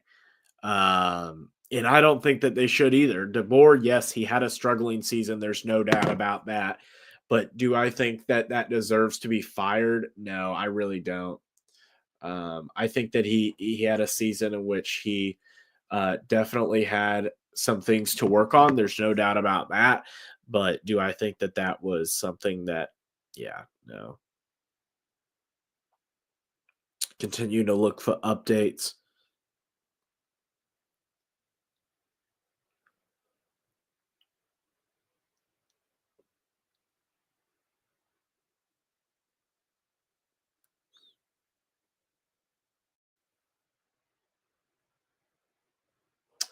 So incomplete pass there on 2nd and 11. I'm going to make it 3rd and extra long here, 3rd and 11. As Arizona State showing some highlights of the Arizona State team, as they will get Shamari Simmons back for the second half of this game. So 3rd and 11 from the Texas 37-yard line. Quinn Ewers dropping back to pass, finding some open space, gets tripped up there. Only going to get to the 43-yard line. 4th down here, a big stop for the Sun Devils. Yeah, I think if you got to give Kalen DeBoer at least 3 years. Like, unless if he goes 6-6 next year, you got to give him 3 years. Do I think he needs to be making the playoff yet next year? Yeah. But I feel like you got to give a coach at least 3 years, unless if like he is absolutely terrible. Um, like unless if he's Mike Norveld's style of bad, I don't see why you would be making a change to it. But a booming punt there from the Texas punter going to send that back into the end zone. The ball will be taken out to the 20-yard line of this for this game. So 3:38 left here in the second quarter. 17-3 is your score. Texas out ahead with Arizona State looking to get a score here because Texas, they do have the ball to start the second half. It is a big deal when it comes to that.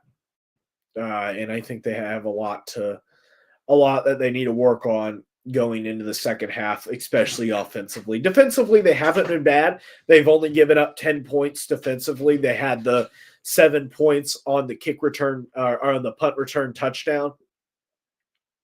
But just I don't know. I'm not feeling great about this game. If you're Arizona State, do I think it's possible, and do I think that they could get a W? Sure, but I don't know. It's in a rough spot right now.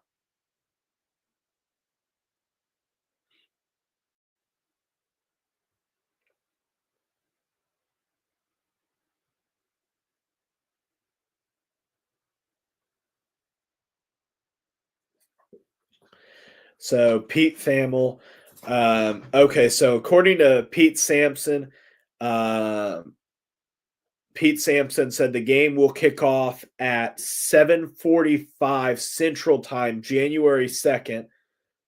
So that's 6:45 tomorrow evening. The game will begin at 6:45 tomorrow evening. So let me put that.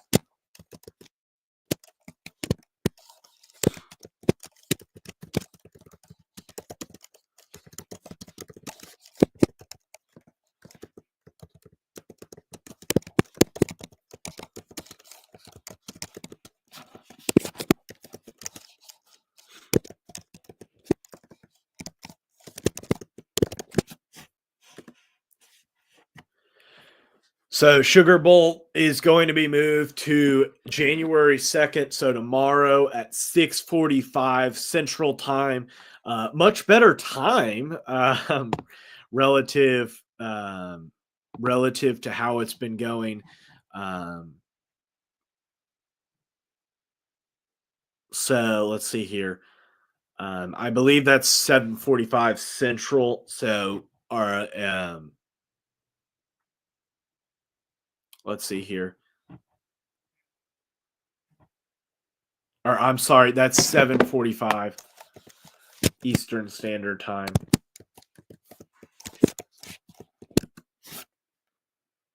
So 1 second, I'll take a quick.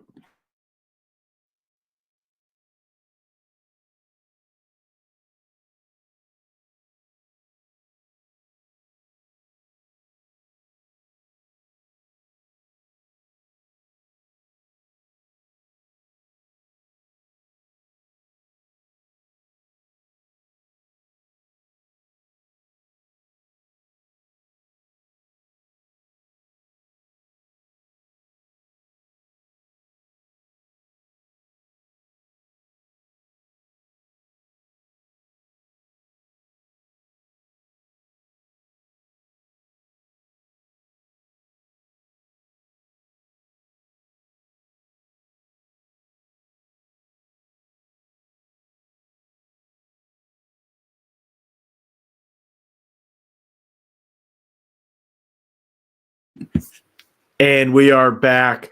I believe the game is 7:45 Eastern Standard Time. I could be wrong. They could be saying Central Time. I'm trying to get specific reports. They just said 7:45.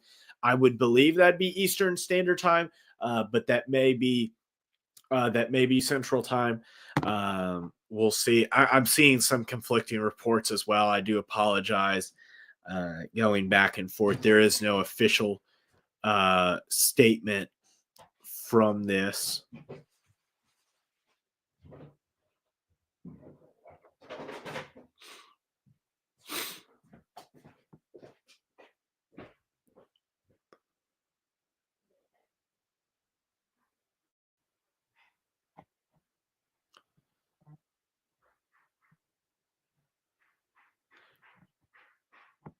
So we are getting the official statement now.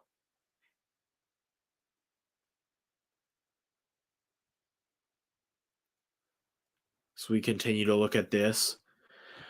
So quick 3 and out there for the Sun Devils. 2:07 now on the clock. So after a minute of game time, a little bit extra, Texas is going to get the ball back. 2 timeouts for each team. More importantly, 2 timeouts for Texas and the 2-minute warning. Plenty of time for the Longhorns as Arizona State with the fake punt all the way down inside of Texas territory.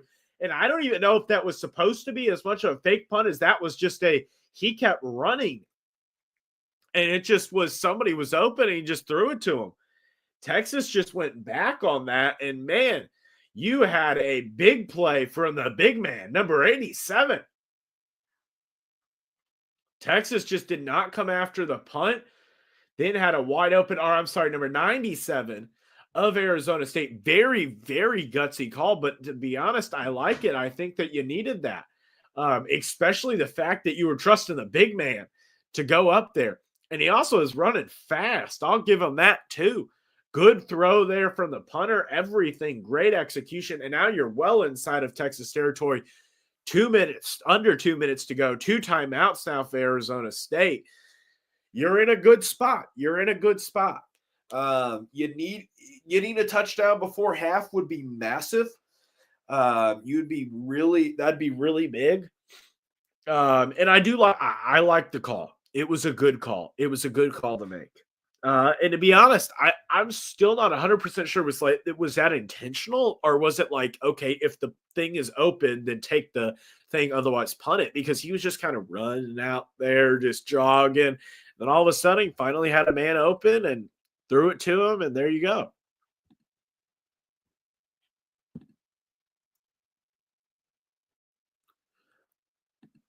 As we continue to see that, Blazin Longo Wong with the reception, and Floyd with about half the yards that Sam Levitt has in this first half already with the 32-yard reception.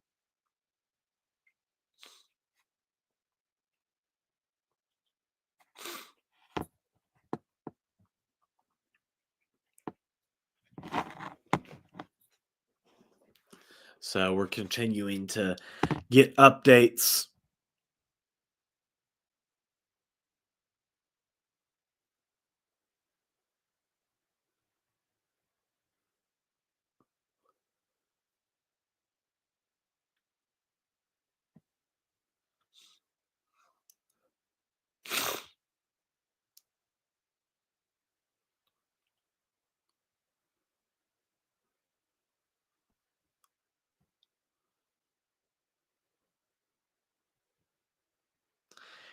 As we do you think Kalen DeBoer can get Alabama? Yeah, I think Kalen DeBoer will get Alabama to the playoffs next year. I don't know if he wins the SEC. I would have to put my favorite being maybe Texas or Georgia, but I think it is very possible. But they do that they do make it to the game.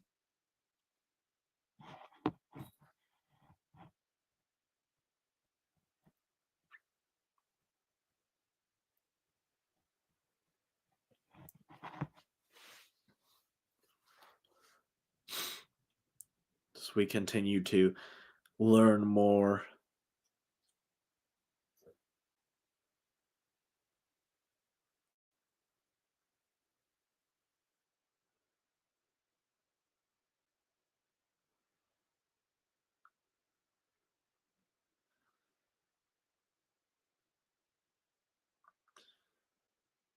Okay, so the official word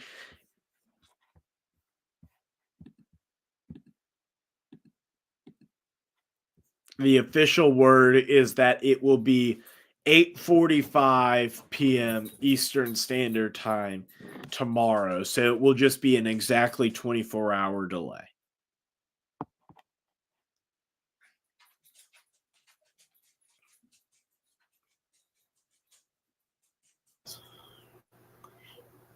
awesome. Okay, Reichley, you just said everything about the postponement. That is correct. I do have the official statement from the head of the Sugar Bowl committee in New Orleans at the official press conference. In this press conference, there were many updates given, including the name of the attacker, also other details within the response, the security perimeter, everything like that. Please go and watch that if you get the chance. But on the football side of things, for I guess the most obviously talked about the confidence in the governor and mayor and everything they're doing to make sure everyone is safe. But he said we were scheduled to have a CFP quarterfinal to be played in the Superdome at 7:45. Obviously, that is talking about Central Time. We have been in consultation with ESPN, the College Football Playoff, in the Southeastern Conference with the University of Georgia, with Notre Dame. All parties and all agree that it is in the best interest of everyone or everybody and public safety that we postpone the game for 24 hours. Work is fast about to set up a safe and efficient and fun environment for tomorrow night. There will be more details on that in the coming hours, but for now, that's the plan, that we're going to move forward and play the game. And again, we reiterate our thanks to everyone for the work they're doing. We live in the fun and games world, so with what we're doing, with what we do, but we certainly recognize the importance of this, and we're going to support it 100%. Thank you. Yeah. So 24 hours postponed. Yep. Yep. And I think it was the right decision, as Brady Glassman, prayers for New Orleans, definitely, and to all those affected by the situation and where they're at. And we'll see. I don't know. It'll be interesting to see if the tragedy affects either of the teams, if it affects the gameplay at all or anything like that. Because right now, Georgia is the football team is under a shelter-in-place order. I'm not 100% sure whether Notre Dame is, but that could you could possibly see a little bit of sluggishness out of the first start here as you get down to 21 seconds now. Third down for Arizona State. They call their final timeout, getting back to some football action here with Arizona State. Third down. How many timeouts does Texas have? 2. Okay, let me update that here. Let me go ahead and throw all those in. But yeah, on the football side, I mean, you're a Cubs fan, Reichley. You remember what happened when Game 7 of the World Series was delayed by just a few hours, and that completely shifted momentum. That's just an example of how it can change in sports. As a whole, as that one's going to be incomplete. So fourth down now for Arizona State with 15 seconds. But yeah, it'll be interesting to see how momentum shifts. Yep. Yeah, I don't think either team is particularly affected by the situation. I think that they're still in a good spot when it comes to this. I don't think either of the teams is going to be terribly affected by it. But yeah, you do see the incomplete pass there on third down. Yeah. Honestly, Sam Levitt probably should have ran that, or at least I don't know. That's the problem with going with the flood concept like that, is that if that wide receiver is not open. No good. Go ahead. Sorry to cut you off there, but no good there for Arizona State. Seemed to be blocked there by Texas. Continue. Yeah, but you really needed to get some points on the board, particularly a touchdown, if you're Arizona State going into halftime. But that's what you get sometimes, is you don't always get what you want. Arizona State going to be down 14 going into the half. Yeah, that's not where you want to be if you are Arizona State. But yeah, I'm trying to center myself back into the football verse outside of the craziness of the press conference and everything happening down in New Orleans right now. But yeah, what a stop there. Now Texas has the ball. They're going to need to go about 77 yards to the end zone. It's going to be a run to start it off. 6-5, 4, 3, 2, 1. That will end the halftime score here. is 17-3. The Longhorns lead. Reichley, initial thoughts going into the half. If you're an Arizona State fan, how are you feeling? If you're a Texas fan, how are you feeling? If I am a nobody fan, I am not surprised, honestly. If I'm Texas, I'm content. I don't know about happy, because you didn't really do much offensively outside of the first two plays and then the punt return touchdown. So offensively, you didn't look great, but you played fine. You get the ball, start the second half. You should be in a good position. So I think that you're at a good spot. Your thoughts? I'd agree with that. I would not object to anything said there. I would say that this is for Texas. They're in a good spot. They're where they want to be right here. The defense has played extremely well. But then on the other side, Arizona State, you would have hoped to at least have put up a touchdown in this half. Maybe it be, even if it's 17-7, 17-10, that's a lot better than 17-3. And you're going to need to, and you don't even start with the ball. You need a stop. A stop is critical to your efforts to trying to win this football game. If you don't get a stop, if you give up a touchdown, this game is all but a blowout at this point. So, we see the comment section. Scotty B say, can't have special teams blunders. How about this? The official Jaguar Gator 9 rating us here.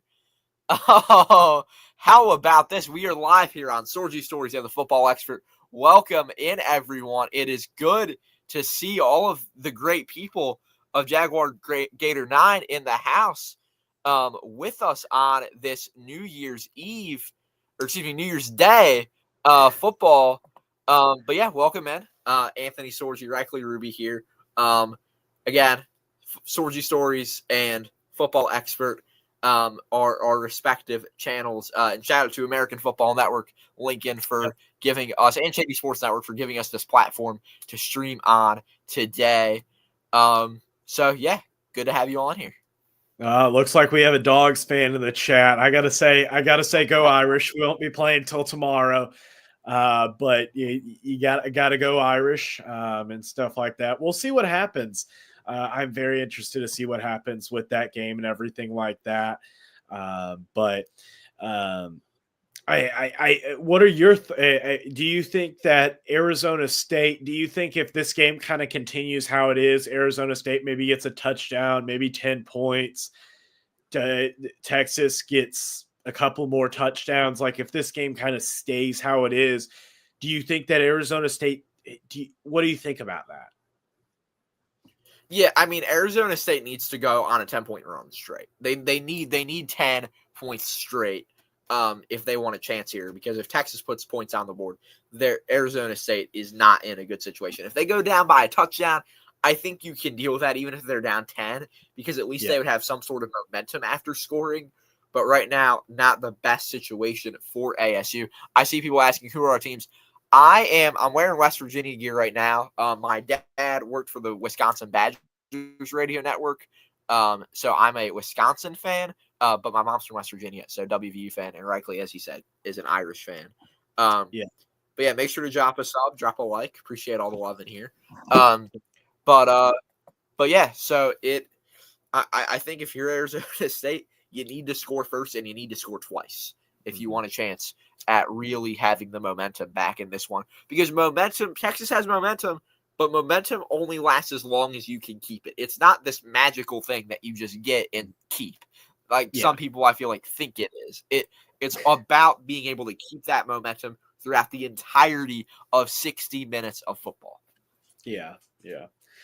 I think that the Longhorns, they're in a good situation. They're where they want to be going into the second half of this game. So I think they're in a good spot, and I think that we are we're in a good spot. They're in a good spot with where they want to be. In Arizona State, I don't know. You got to lean a lot more on Sam Levitt. I'm interested to see how that goes when it comes to Sam Levitt. So I don't know what when it comes to that. So and we do actually have some Notre Dame. we do have some Notre Dame news, at least on their end. Notre Dame fans assembled for mass this morning in response to the, and that's according to the Irish Tribune and Dominic Miranda on Instagram. Some great pictures coming out of a packed what would seem to be some sort of dining room or conference hall or something at a hotel or an event center.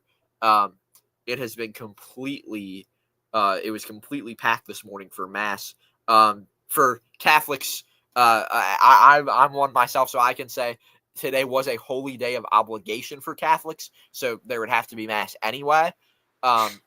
Or you went last night, but it's cool to see both Irish and Georgia fans being able to rally around these around the city of New Orleans. I mean, I just can't imagine being a visitor and being somewhere where just something like this happens. Mm-hmm. Yeah, I agree. I think that it's a very interesting spot to be in. As I'm watching the broadcast here, and it's going through Lauren Rutledge reporting for ESPN, along with Reese Davis in Pasadena, and it seems to be that this game, they're in a good spot when it comes to security, and it doesn't seem to be that there is any sort of threat to the game itself. So that does To seem an to be, extent. I'll yeah, stop you there. They don't believe that the attacker was the only correct. person involved in this. So there is that risk, and that's why if they knew it was just a solo incident, there would be no delay of this, just because Yeah, they understand that there is there is this there is a possibility of there was not only was there explosive found in the attacker's truck, but also throughout the French Quarter there were two other apparently devices that were found and have been now disposed of and taken care of. But then also you look at the fact that this attacker on the back of his truck had an ISIS flag. So there's that general more widespread thing where it's like, who knows what could be happening following this. So you got to be more safe than sorry. You got to give oh yeah, local law enforcement 24 hours more to prepare and get ready. I mean, not even 24 hours. I'd say it's more probably 21-ish hours until those gates open and you can make sure that the fans inside the stadium are safe. yeah. But it's just more of a safety thing, I think, in making sure that law enforcement has time to figure out what's going on. So that, and who knows, they could end up delaying it more. Like there's that possibility if something else happens. So right now, I think calling it 24 hours is the safe move, and we'll see what happens from here. Yeah, I think it will be, but I'll be back. A quick halftime break for myself. Going to go grab some more water and stuff like that. So I'll be back. Yeah, when you come back, I will take a break myself, but I'll go ahead and just continue talking here. So the Rose Bowl will be next, and I will say that, by the way, just letting everyone know that I'm not sure if Reichley will be live himself. I will be live on Sorgy Stories for that game with my dad, who, again, Badgers Radio Network veteran, covered the Rose Bowl. So I thought, for the Rose Bowl every year, him and I do that stream together to be able to chat about this game. And the history behind it, him having covered it, having been at the Rose Bowl, sat in that press box, watched that game, having that opportunity. I'm excited to do that stream. And then no stream tonight for the Sugar Bowl. We will see if what's going on there. I'm not sure what the plan will be, but we will have information for you as it comes on what our plan will be here on Sorgy Stories, the football expert, and American Football Network as well, on how we're going to handle that because of the delay, 24 hours to tomorrow. 8:45 will be kickoff. If there is a stream, it will start at 8:40 p.m. approximately tomorrow evening. But we will get you updates on that.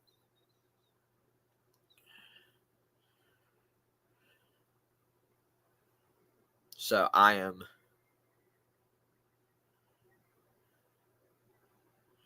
just quickly figuring out what our plan will be there. But folks, drop comments. Give your thoughts on this game. Texas has looked phenomenal thus far in this first half. And Arizona State, meanwhile, looking kind of like how we expected to, but maybe a little bit worse than we expected to. Let's take a quick look at the box score here as we take a look, starting with Texas. Quinn Ewers, 6 for 10, 114 yards and a touchdown. And the rushing game, it's Quintravion Wisner, 6 carries, 14 yards, no touchdowns. We look at Silas Bolden, 1 carry for 5 yards. We then go to Quinn Ewers, 2 carries for no yards. Jaden Blue, 2 carries for no yards either. Then we look to the Texas receiving game. It's been Matthew Golden sitting with 3 receptions for 65 yards and no touchdowns. Quintravion Wisner with 2 receptions for 26 yards and no touchdowns. DeAndre Moore, meanwhile, 1 reception, 23 yards. That was a touchdown. Defensively, Anthony Hill with a tackle, Trey Moore with a tackle, Silas Bolden with a tackle. Hill Jr. and Moore's tackles were sacks. Interception-wise, Matthew Golden kick return-wise, Golden had 1 kick return for 20 yards. Meanwhile, Silas Bolden had 2 kick returns, a total of 80 yards, along with 75 on one of them.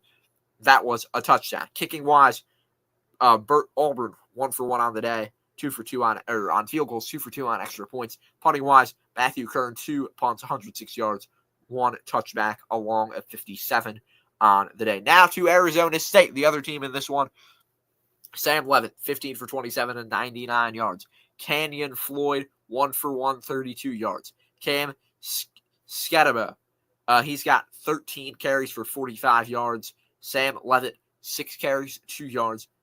Melquan Stovall, 1 carry, no yards. Receiving-wise, it's been Blazed Lono Wong with 1 reception for 32 yards. Meanwhile, Troy Amire, 1 reception for 23 yards. Xavier Gilroy there. 3 receptions for 19 yards. I'm stumbling. I've said a lot of words in the last few minutes. I'm trying to make sure I'm not stumbling over too much. Here we go. Melquan Stovall, 4 receptions, 18 yards. Shaman Mateer, he's got 3 receptions for 16. Kyson Brown, 1 for 14. Cam Scatabo has 3 for 9. Defensively, 1 sack on the day, Prince Dorva, thank you, on the sack there for them. No receptions, no kick returns thus far. Melquan Stovall, 1 punt return for 8 yards. Kicking, it's been Carson Kiefer, 1 for 2 on field goals. He has not attempted an extra point on the day. Canyon Floyd, 2 punts, 88 yards, average of 48 for a long of 48. Again, thank you to shout out to Jaguar Gator 9 for rating us just moments ago. Appreciate all of the people coming in a little bit late after seeing that. 17-3 the score at halftime. We will be back in just a moment.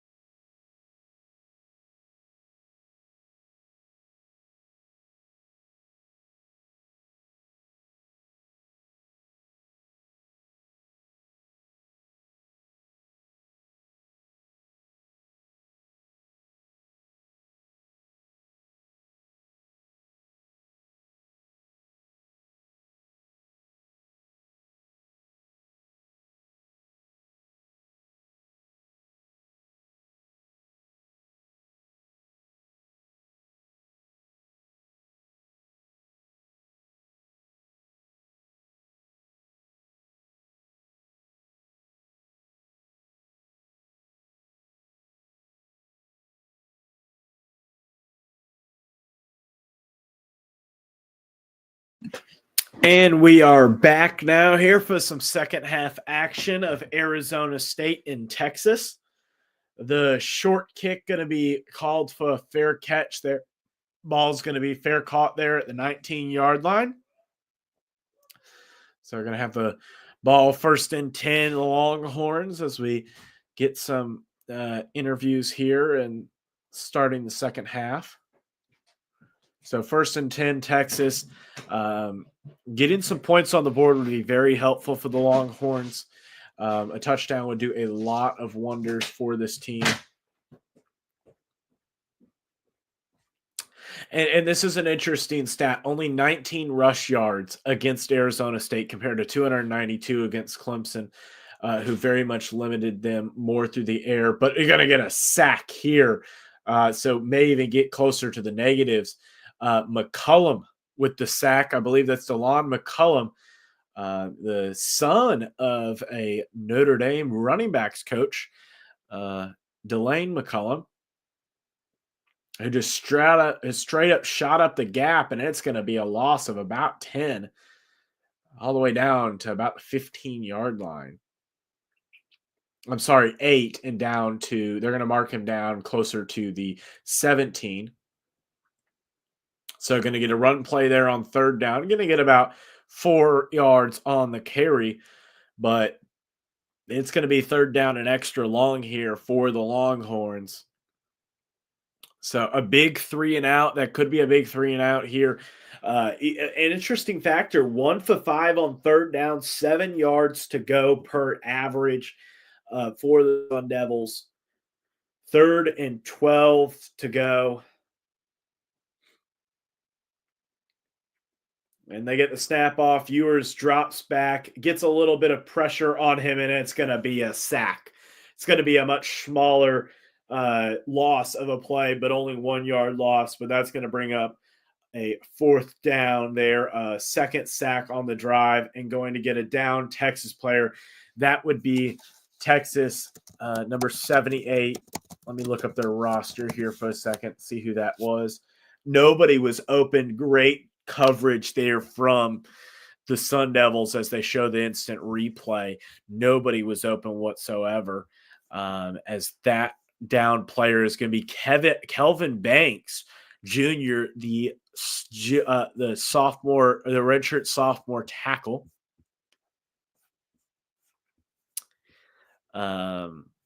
Banks, the junior tackle. My apologies. Banks, a guy that the Bears have been looking at, honestly. So I'm interested to see. Interested to see what happens here as we get some more updates.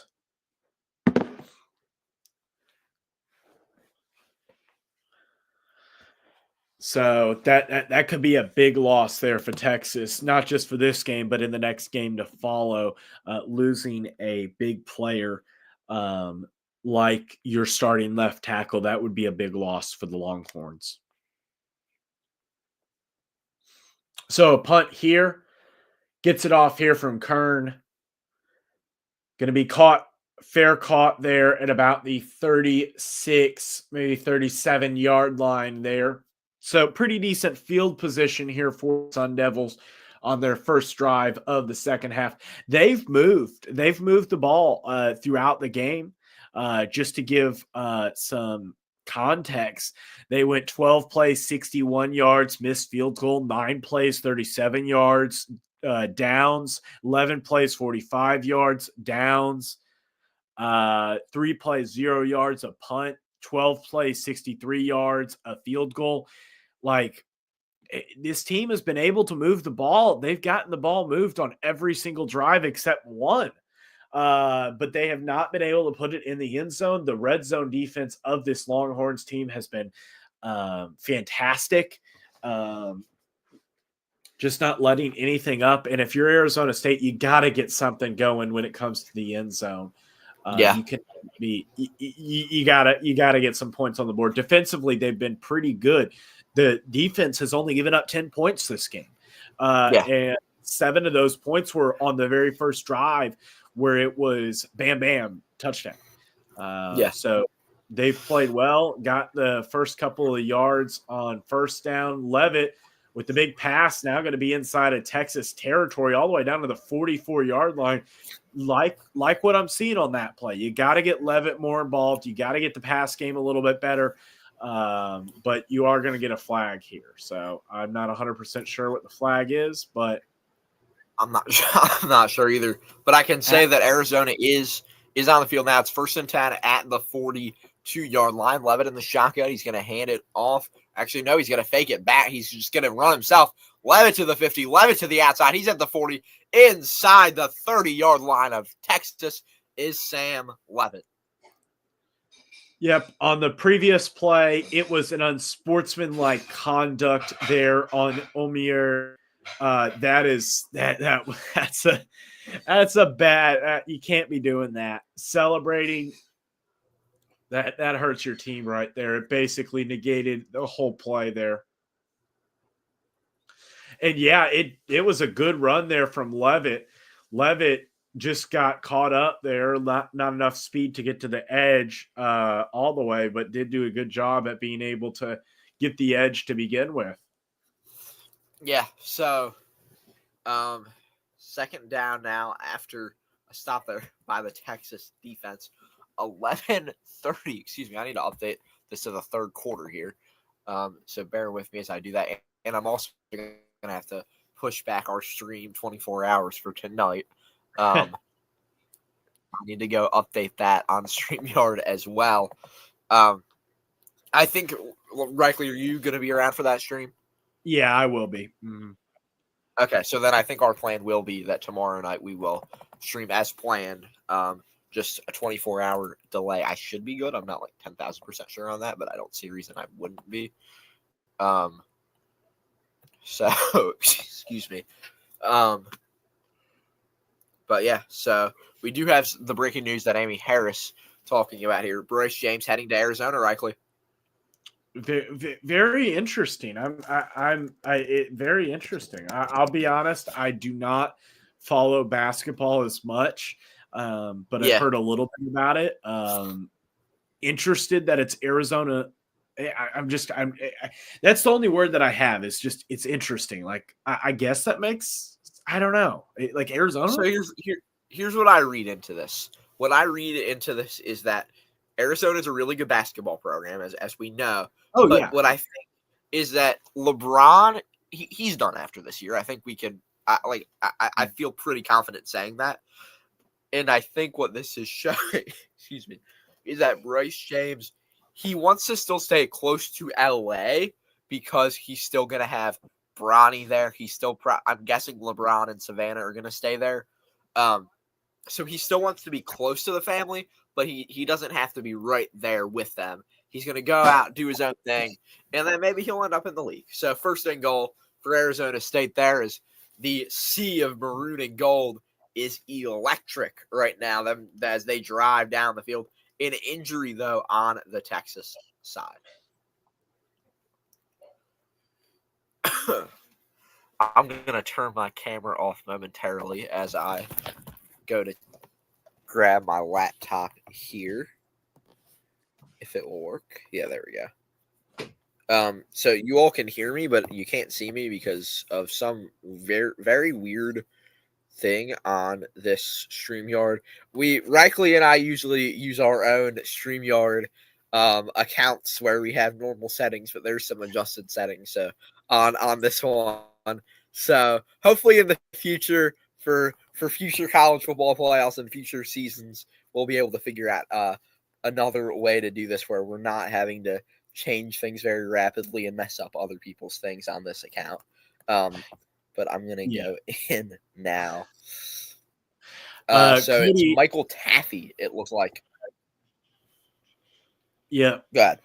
Cody Hankins says, who do y'all have in the national championship game? I know that I said my national championship game was Oregon and Notre Dame pre-hand.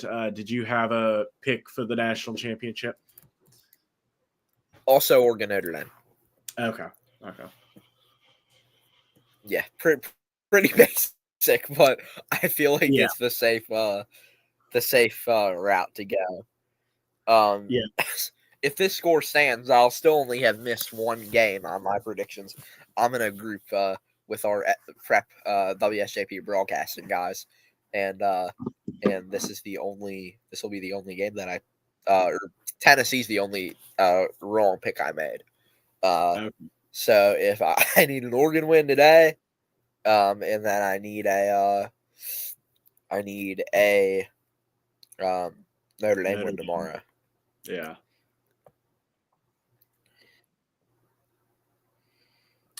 And Arizona State needs a touchdown right now, so I'll give them that. Yeah. So yeah, for sure. If you're Arizona State, you gotta punch this thing in. You really gotta punch this thing in. So, gotta get your big boys on the offensive line going. Gotta punch it in. I'm assuming you got 4 shots at this. A field goal really doesn't do you any good. Yeah. Okay, we have adjusted. The stream has been pushed back to tomorrow. I don't know, right? I mean, if we're, I don't know if you want to tonight, as we see an Arizona State rush down to the 2-yard line. I don't know if you want to tonight maybe do some sort of Rose Bowl post-game coverage for a little bit, and do some sort of kind of recap of today, preview of tomorrow. Because I don't have anything going on tonight, but hopefully we can figure something out. Because in the, at least for part of the time slot, that would have been filled by the Notre Dame game. Yeah, I probably could do that. I got work tomorrow, so now that we don't have the Notre Dame game, I am gonna get some sleep in, especially after staying up last night and stuff like that. Yeah. But I say that though, I'd stay up oftentimes past midnight or to midnight and stuff like that. So that's not an odd thing. But yeah, a big third down upcoming here for the Sun Devils at about the 2-yard line as Texas making some substitutions. Not too late of a substitution, unlike the Fighting Illini yesterday. That was a very entertaining, very, very entertaining game here as you get a third down play. 3rd and goal from the 2. And going to get the timeout there from Kenny Dillingham. Yeah, so we do have some NFL news. Jair Alexander underwent surgery on his knee on Tuesday and could return if the Packers end up going to New Orleans for the Super Bowl. Okay. And Cody, the spread for the Georgia Notre Dame game has flipped. It's Notre Dame -1 now. Okay. So I don't know what it is live right now everywhere, but as far as I know, it is -1 before the news of the attacks or news before the postponement. So. I'll check the ESPN bet line right now. CBS has it as -1 Notre Dame. So, and that's generally what I use as the betting lines of what I look at. There is one interesting thing left as he's scheduling wise by tomorrow, which is that Duke Ole Miss is scheduled to be 7:30 ESPN tomorrow. Yep. I could see them moving that game up by an hour, possibly. But still, that would run right into the end of the game, start of the game. Yeah, so it would. I would think that they might just flip it to ESPN Plus. Or 2. They could do 2. I don't know what the college basketball schedule looks like tomorrow. So that's my only question is what is going on to tomorrow. Tomorrow, Memphis FAU is currently scheduled. Yeah, they could flip that pretty easy. So I think Memphis FAU would probably move to ESPNU or ESPN News or something of that like.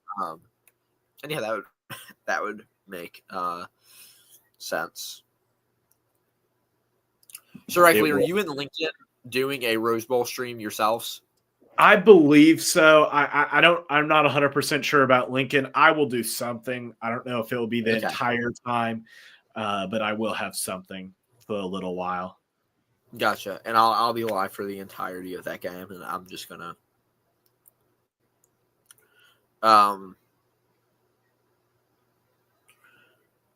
So here we go. It's first and goal now, or third and goal now, excuse me, for Arizona State. 8:37 to go here in the quarter. Arizona State took a timeout, and I need to very quickly update that. So here we go. Shotgun, Levitt, gonna hand it off. Or no, he faked the handoff. Texas eats him right up. Fourth and goal. If you're Arizona State, are you going for this? 100%. Yeah. Yeah. They just don't. It doesn't do you any well. It doesn't do you well if you do that. Let's see there. It seems like the field goal team is going to come on here. We'll see. No, they're going to go for this here. So fourth and goal. Arizona State's going to go for it. 8 minutes to go in the quarter. They're driving towards the Arizona State section here. They initially looked like they were going to go tush push. They now run into the shotgun. It's going to be a handoff to the back. Eating for breakfast. Yes. Stopped at the line of scrimmage. Texas takes over at the 2. Big stop there for the Longhorns. Yeah, for sure.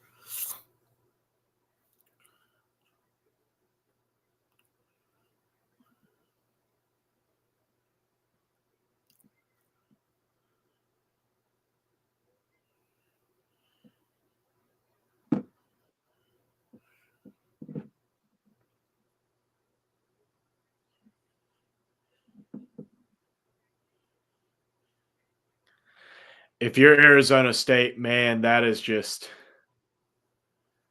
devastating. You also had 2 players in the backfield the entire time.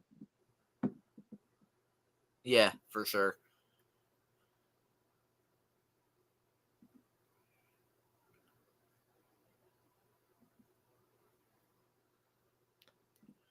Okay, so I'm just seeing right now if there's anything of interest that I should know.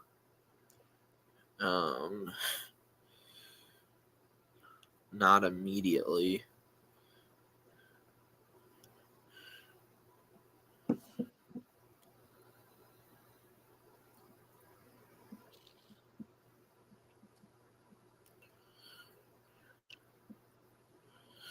So, Reckley, if you, as a Notre Dame fan, talk about if you were Coach Freeman. Yeah. So obviously, team has mass today. I'm assuming they had it this morning, probably. Now they're just kind of waiting around. There's nothing much to do. You have your mass. You might have a team meeting or something of that. Like, what are you telling your team if you're Coach Freeman today? I think you're telling them what you've told them all season, that you've had a lot of adversity this season. You've been in a winner go home mentality all season long. Since the Northern Illinois game, you just gotta keep mentally tight. Gotta stay mentally focused, like you have been all season long. And you just gotta stay in the same position that you have been this entire time. So I think they're in a good position now, and I think Notre Dame, more than any other team, I think is in a good position to do what they want with an adverse situation like this, because, well, they faced a lot of adversity throughout the season. For sure. You at the end of the day, the one thing I'd say is just don't let outside factors control the way you're thinking heading into the game. You just can't let any outside noise control a thing. And that's how you're going to have to win. Yeah. Is by doing your thing. It's all, I mean, for my high school team, St. Joe's Prep, when Coach Rokin's talking, Coach Tim Rokin, 5-time state championship head coach, he says it every week. It's all about us. And at the end of the day, that's the message for every team. It's all about us. And as Texas takes over here, that's what they've shown, is that when they play well, it's about to be a safety. Texas goes down, a safety in the end zone. Arizona State fans are going crazy as they just cut a 14-point lead to a 12-point lead. getting just that much closer to possibly pulling off a comeback. I will say this. Here's my thing.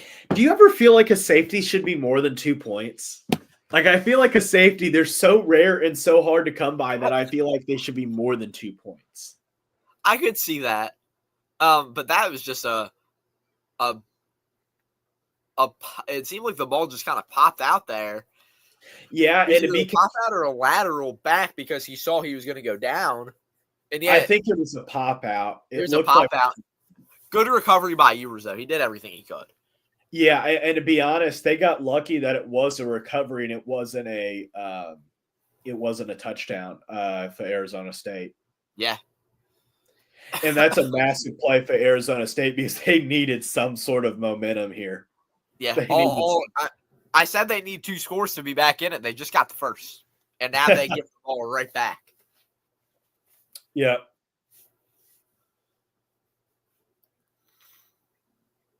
So you're Arizona State, you're about to get the ball back. You're in a good position. 7. You need 7 to cut this to a 5-point game.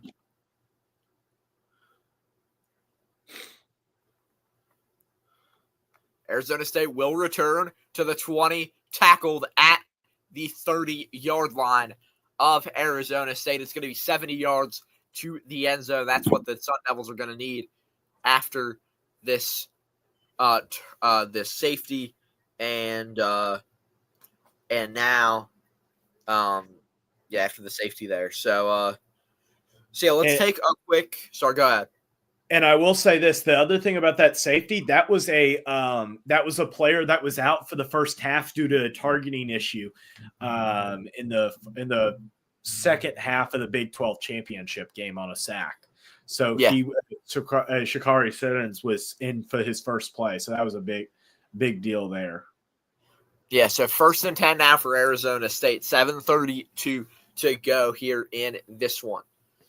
In the third quarter, of this one. 31-yard lines where they'll start. They've got 1 receiver on the top side, 2 on the near side. It's going to be a handoff to the back, right down the middle, up the gut, a gap run for about 6 or so yards. I think I just use every possible verbiage to describe a run all in one line there.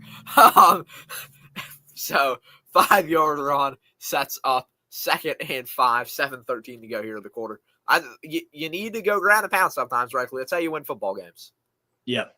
You really do need to sometimes. So, yeah, Levitt here in the shotgun. He's got 1 receiver on the left, 2 on the right, another handoff up the gut again. Or actually, he bounced outside a little. Maybe that's a little bit of a B gap run there. Going to set up 3rd and 1-ish. Whether it's 3rd and 1 or 3rd and 2, it's for sure a short run. That or pass or whatever that's going to be needed for a first down. We see Jordan Tyson on the sidelines. You talked about him before the game, and he's it's a rough loss for Arizona State. Hopefully a guy – is he done for the year, or is there a chance he can come back? Yeah, he's done for the year. He had a knee injury. That is rough. Sorry, go ahead.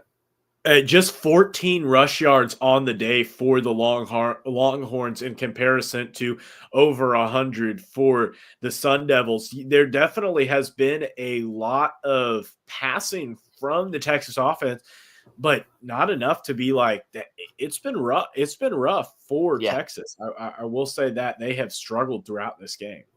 Yeah. Now, as we take a look here at the college football playoff bracket, as I pull this up here quickly. Bear with me as I do so. So now you should be seeing the bracket momentarily here on your screen as we just take a look. I know we talked about it pregame. Didn't get the chance to get to it at halftime. So this, as StreamYard is currently loading for me. So there we go. This is what the bracket's looking like right now, Reichley. It looks like Texas is going to advance. But man, if if you're Penn State, you can't be complaining about you having now an extra 2 days of rest compared to Notre Dame or Georgia, depending on who wins that. You can't be too mad at that. I mean, obviously you're sad about what happened in New Orleans, but from a solely football perspective, Penn State is set up in a better situation now with 2 days off. Yeah, I do agree. Notre Dame or Georgia will still get a week off in between the games. So I think they'll be fine. It's not like it's less than 7 games or 7 days. But I think that you are right. I think there could be a little bit of a rest advantage for Penn State, though I don't think that will play effect. Yeah, I mean, Penn State's a really good football team, though. If you're Georgia and you play Penn State, I'm a little bit worried about that defensive line being able to get to my backup quarterback. If you're Notre Dame, though, how do you feel like the offensive line would be able to hold up against Penn State's Abdul Carter and company, who just absolutely destroyed that Boise State offensive line and Ashton Jeanty last night? I would be very surprised if Notre Dame struggled offensive line wise against Penn State if they don't struggle against Georgia. I got to see what happens in this Georgia game first. If Notre Dame wins it, then I think we'll be fine, because if Notre Dame's beating Georgia's defensive line, I don't think that Penn State's going to be that much of a difference or an issue. Yeah. So here we go, back to action. It is now 3rd and 2 for Arizona State. 6:40 to go in the quarter. They're under center is the QB here for Arizona State. And let's see what Levitt does here. It's going to be a handoff to Scatabo. It's Scatabo, correct? Yes, yeah. Okay, so to Scatabo there, 1st and 10, Arizona State driving with the ball, looking to make this one a game once again. There we go. Should be good now.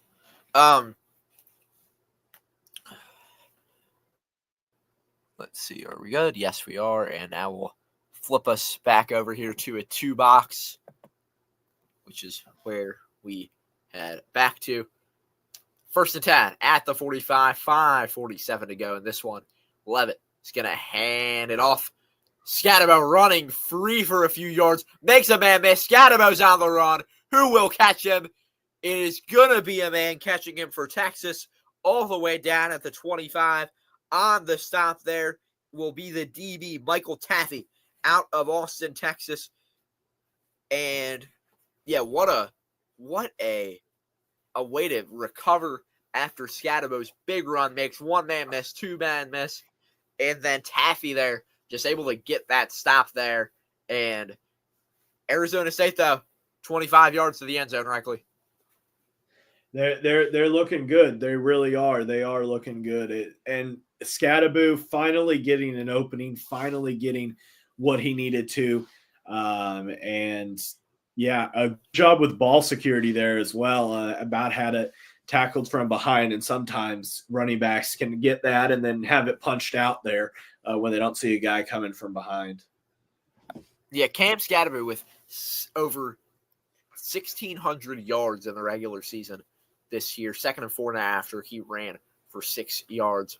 What a year for him. He has just been an absolute beast for ASU.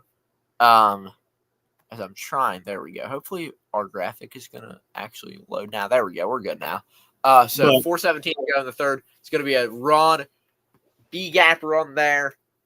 And just not able to get much was the back there.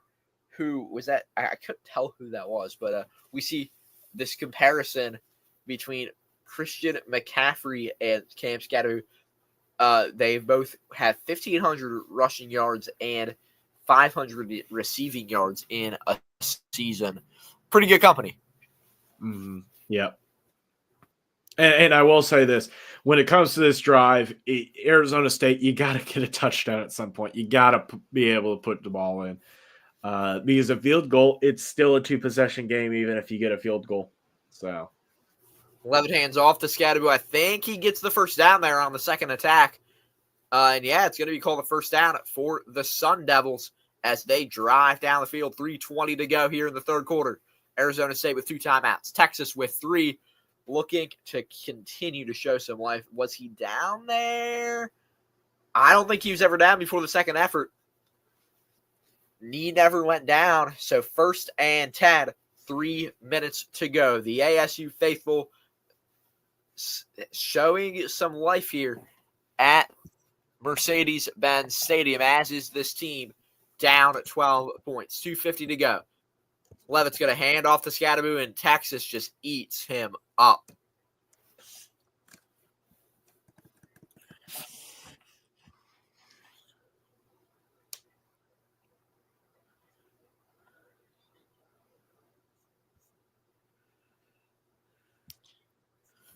So Amy Harris saying, I did say this, that the suspect did not act alone, so there's a possibility he gets postponed again. I mentioned that earlier, and we do have some breaking news as of an hour ago. Former Princeton football player Tiger Beck, the brother of TCU standout Jack Beck, passed away. He was killed in that horrendous attack in New Orleans. 2nd and 11. Stop now of Scadaboo there. 3rd down now. 1:55 to go in the quarter. Arizona State looking to drive into the end zone. But 3rd and 13, not where you want to be here.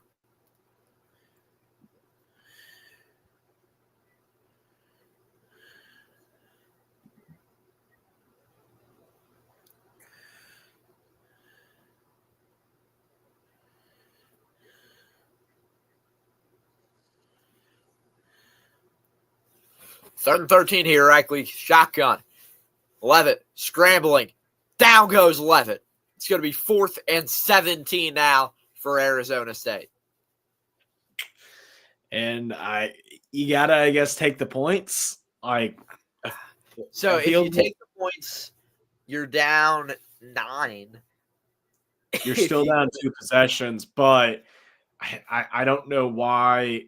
4th and 17. I don't know. I don't think you're going to get that. So if it's 4th and 17, and they're not going to go for it. If they were, I would just say kick. Or I would say just go end zone if they were to. But the kick is up. It's good. 9-point game now after the made PAT by number 26. Who is that? Because his name's not on the roster, and that's extremely annoying to me. I don't know the kicker's name, but he made it. So yeah, it's going to be 17-8 Arizona State. They're making it closer, Reichley. They're making it closer. They are. They definitely are. Game's not over. I'll put it that way. Still a lot of football left. Carson Kiefer on for the kick. 39. What's his last name? Kiefer, Kiefffer. Okay. Carson Kiefer. I don't know why his name's not on their roster, but that's slightly annoying. Yeah. Also, at some point, do you think it matters the fact that Arizona has had the ball for 33 minutes and Texas has had it for 11 and a half? I mean, if they keep just dominating the ball, and if they just at this point, once you get into the fourth quarter, though, you got to move quick. If you're Arizona State, you can't just go ground and pound. You got to move the down the field at a somewhat increased tempo. You got to move quick. You got to get points on the board, and give. And your defense has to be quick too. You got to force 3 and outs, or maybe at the most you want 2-3 first downs allowed. Nothing more than that. Nothing that can get Texas close to field goal range. Yeah, and defensively they've been fantastic. So I don't know any reason why they wouldn't be doing well, because defensively they've played well since the first drive of the game. They haven't really given up any points. The longest drive that they've given up during this game that hasn't been that wasn't the touchdown drive was 13 plays, 72 yards. Outside of that, well, Anthony, think about this. They have only had the 2 drives in which they scored. The 2 plays, 77 yards for the touchdown, and then the 13 plays, 72 yards for the field goal. Outside of that, they have not gained more than 5 yards on a drive. Texas That's has. crazy. They have looked inept offensively. They've looked terrible. Yeah, you're not wrong. And yeah, not exactly where you want to be if you're Texas offensively. The second half, they've just, I mean, they haven't put up a point in the second half through the third quarter. No, they have not. They have not. So that's, again, just not where you want to be if you're this Texas offense. As I'm trying to do something here, and what I'm trying to do is not seeming to work very well. There we go. That's better. Hopefully. Maybe. But as we see, shout out former Bucks sideline reporter Katie George on the sidelines for ESPN. As also former Bucks sideline reporter Zora Stevenson. Now you know her well, likely on the Irish sidelines. Yeah. She announced today that she is expecting twins with her husband. Oh. So shout out to the Stevensons. But yeah, so here we go. 1st and 10 for Texas. It's going to be a run to the outside for about 3-ish yards. So some good, a decent start. Not perfect, not terrible if you're Texas to start. 2 yards, excuse me. So 2nd and 8 now for the Longhorns. 20 seconds to go here. Let's see. I'm assuming they're. Let's see. Are they going to run this out? Or are they going to snap? Yeah, they're going to go for one play here before the end of the quarter.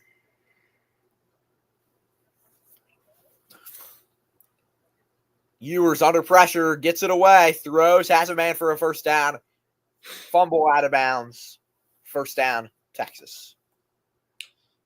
Yep, got away with that one. Yup, he for sure got away with that.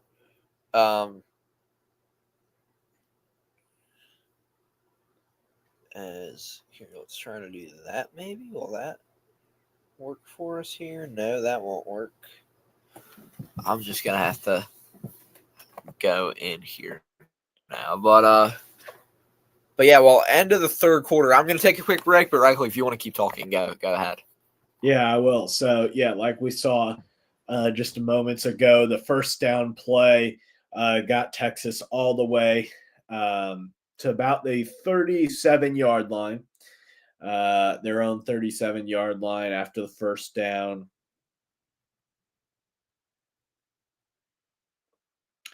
And you have the big play there with that. But I think after this game, you're looking at a pretty good game here so far from both Texas and Arizona State. Arizona State, they've hung around in this game. Texas has not had much going on since their first down with the not the first down, but the touchdown by Golden. They really have not had almost anything go on. So it is very interesting to see what happens with that. And all that goes on in the coming moments with that.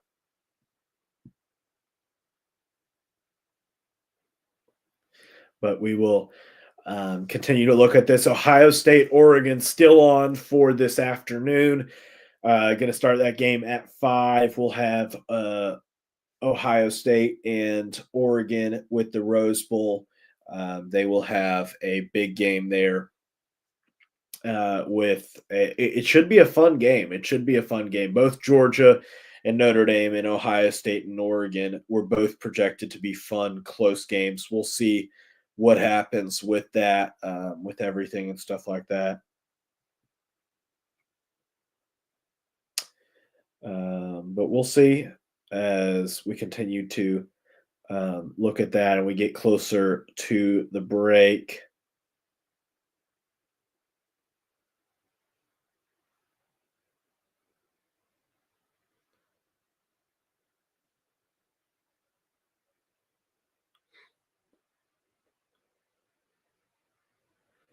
But yeah, so looking at the Notre Dame game up ahead, the biggest thing is the trenches. You got a lot of trenches for both teams, very strong, and it's going to be a close call. It really is. It's going to be so close between these two teams, um, and honestly, back and forth. It's going to be fun.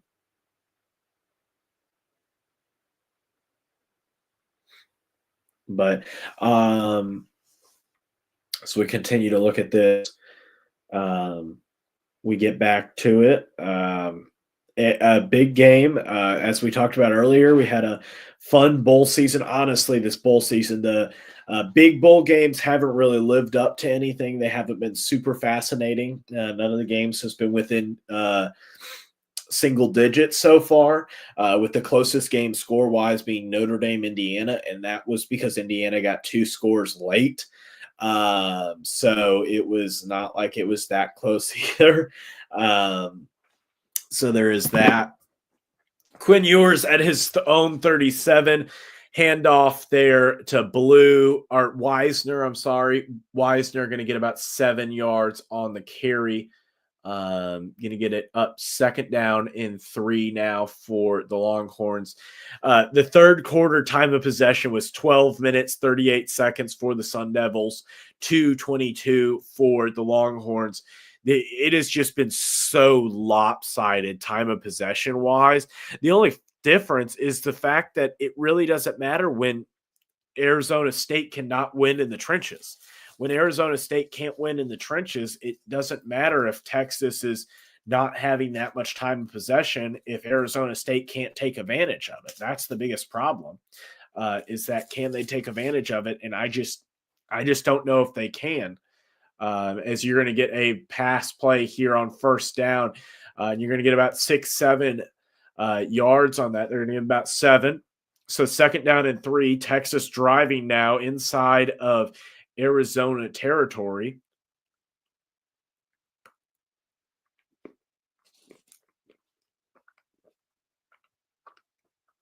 As we wait for some substitutions here with Arizona State. Got some motion and then the handoff to Wisner. Wisner going to get stopped, maybe a yard on the play.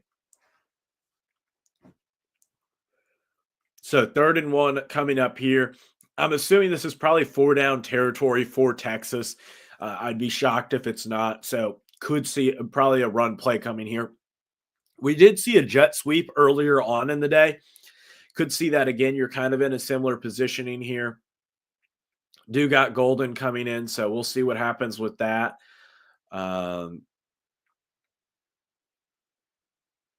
With Arizona State players running off to sidelines.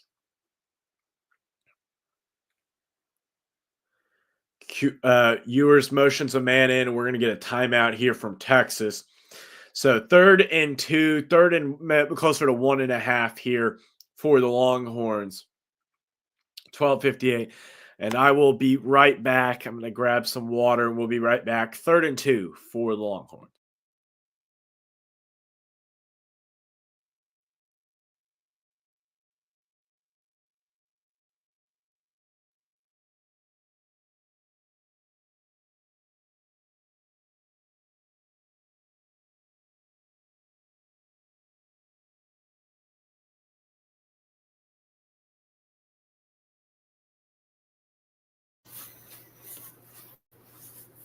Anthony Sorgi back with you here, as we are in a break currently through this game, and yeah, so some good football played so far as Texas is driving down the field looking to get another score on the board.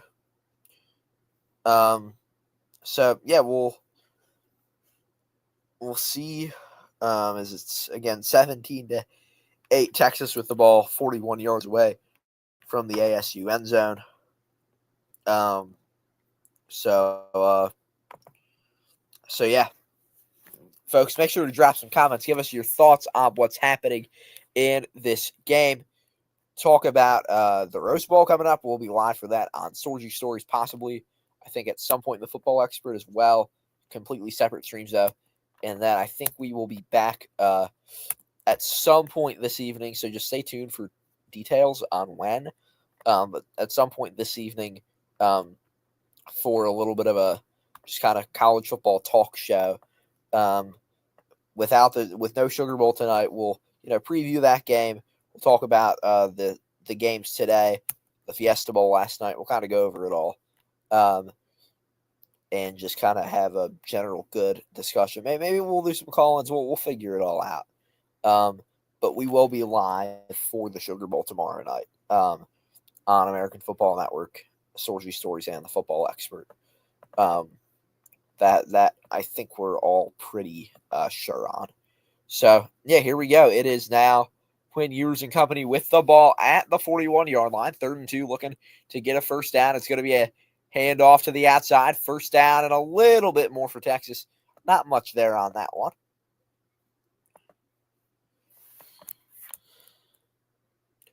So 1st and 10 now for the Longhorns inside the 40-yard line.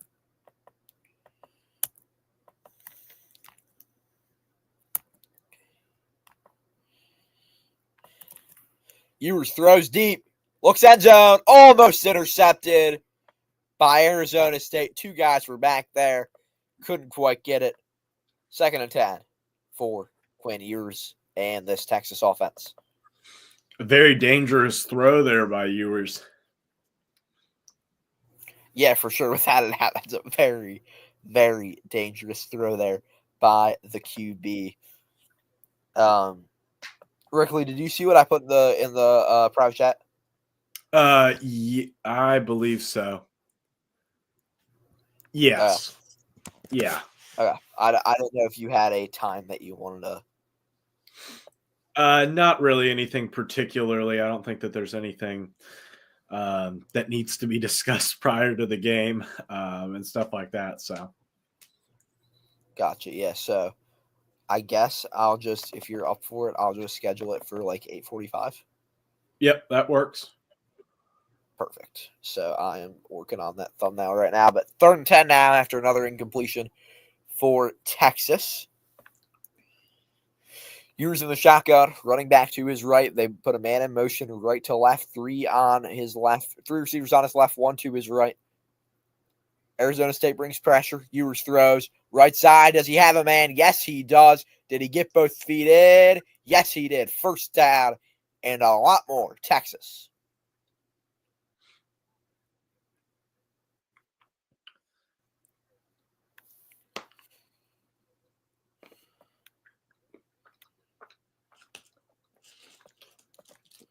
The longest drive Texas has had in quite some time. Definitely since the first half, but definitely longest drive you've had in quite some time. Absolutely, for sure there on that. It's going to be a pitch out to the back. 2nd and goal now for Texas.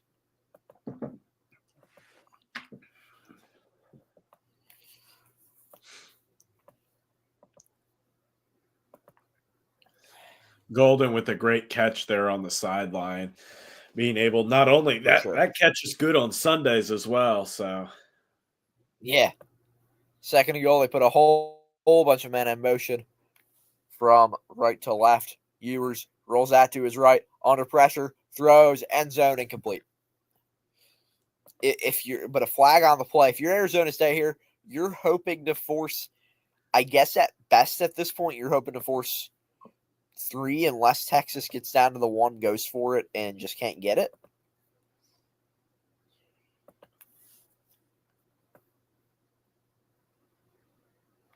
Yeah, I think the only way that Texas doesn't come away with points is a turnover at this point. Yeah. I think even if they get the ball down like the 2, I still think Texas probably just takes a field goal. Maybe not, but. Yeah.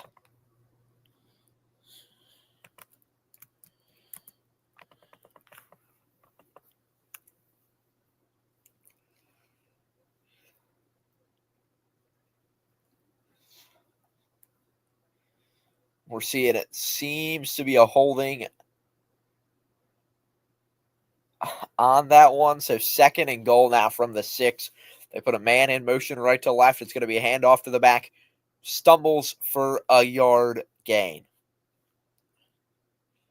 So progress, but not too much progress. 3rd and goal. If they don't get in the end zone here, they kick for 3. Excuse me. And they got 12 with 10 minutes to go in this one.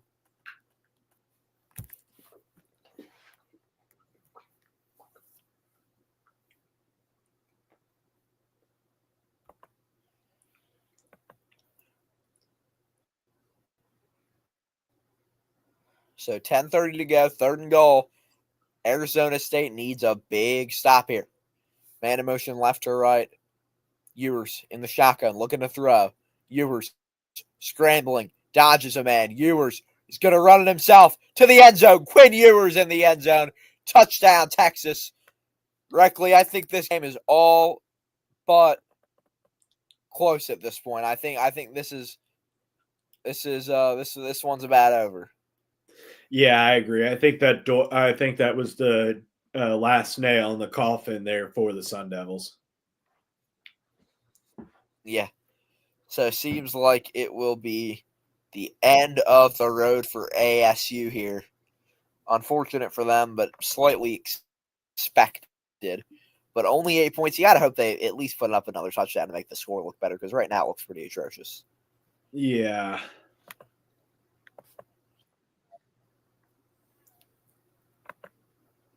Been a very low-scoring game from the Longhorns, who have not gotten in the end zone offensively since the second play of the game, or second play offensively of the game for them. Yeah. Yeah, so I move this back up here to get us back to being rocking and rolling here. My screen all good? Yeah, I think we're good here. Yeah.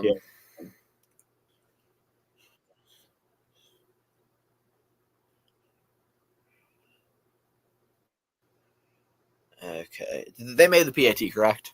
Yeah, they're good. It was good. Okay, cool. I'll update that then. The only thing about the PAT that I'm not 100% sure on is it stays a 2-possession game. If they went for 2, it would have been a 3-possession game. So I don't. Yeah, maybe. You're right. So I would have gone for 2 there, because what would you have to lose? Then they only have to get 1 2-point conversion rather than 2. I feel like that's a good. Then it makes it a 3 possession, because if it's 3 possessions and you got 10 minutes left, this game's over, because it's still like that touchdown. Yeah, it was a touchdown, but it didn't change anything. It's still 2 possessions. Yeah. So I understand, but I think that they probably should have gone for 2. Yeah.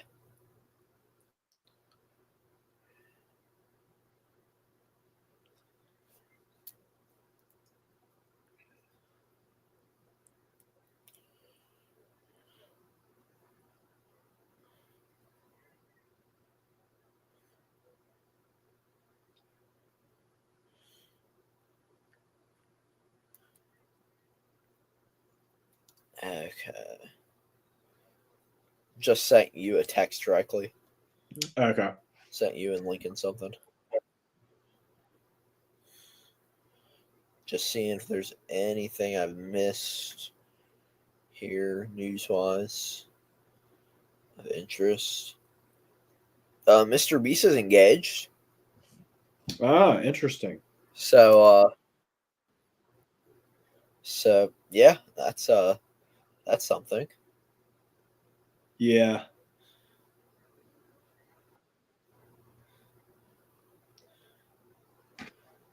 Oh,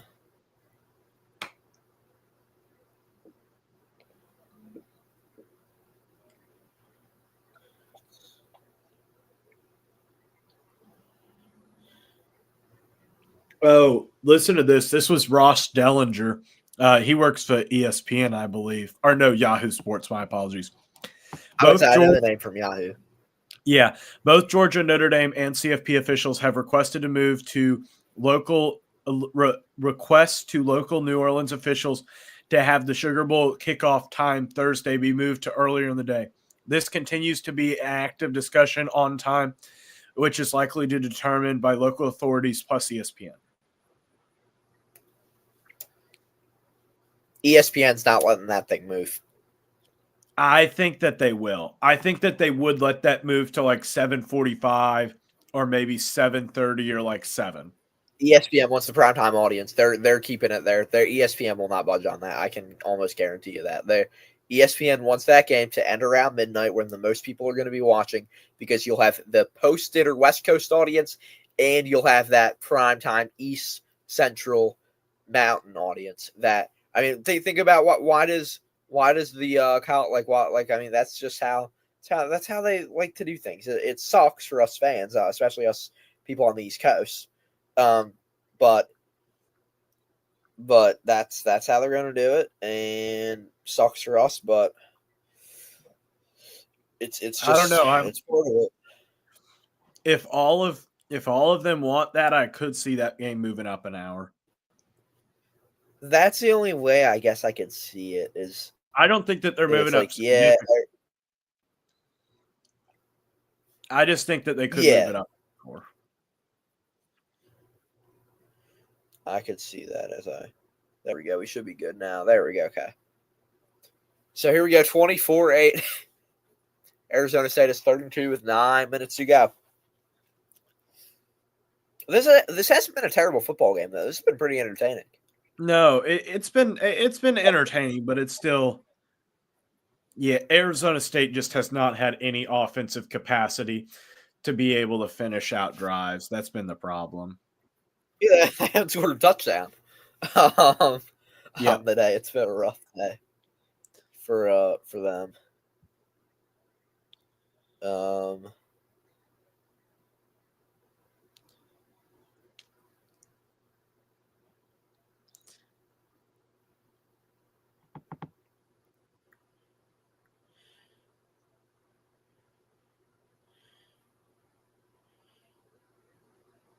So, and by the way, it's interesting that the Sugar Bowl's official statement says has been postponed until tomorrow.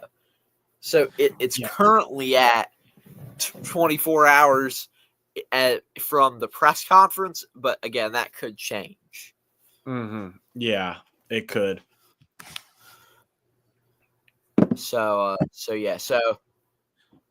a review on if it's a first down or not after Cam Scatterbo ran there. We'll see if it's a first or not. Excuse me. Whew.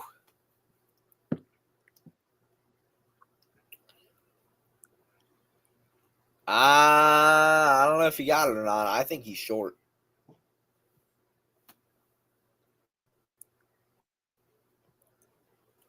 What do you think, correctly? I have not seen the play yet, so you're going to have to give me a minute. Okay.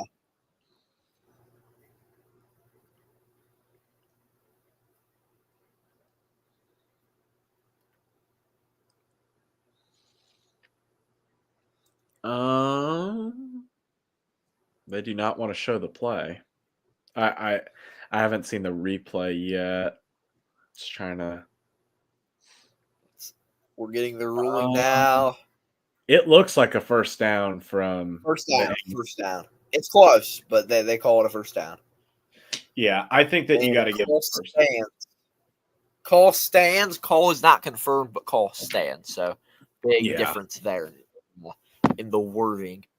So they're just saying they're not saying it for sure was the right call. They're just saying there isn't enough evidence to overturn. So first and 10, 8:38 to go. Scatterbo is going to take the sidelines here, but the rest of the offense, stays in for the Sun Devils. QB looking, throws complete. Nope, incomplete.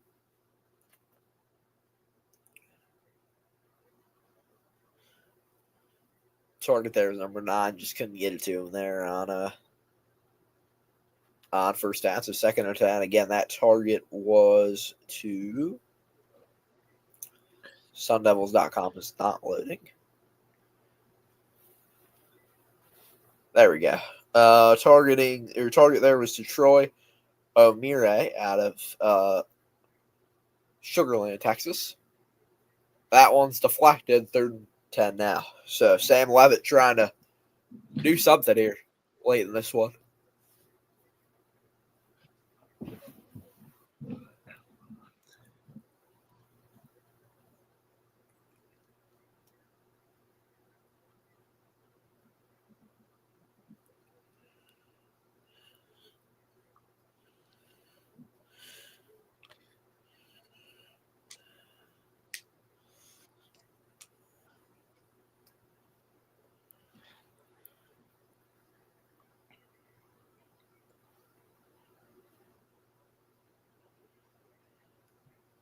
First down, Arizona State across midfield. Cam Scadaboo there with the first down.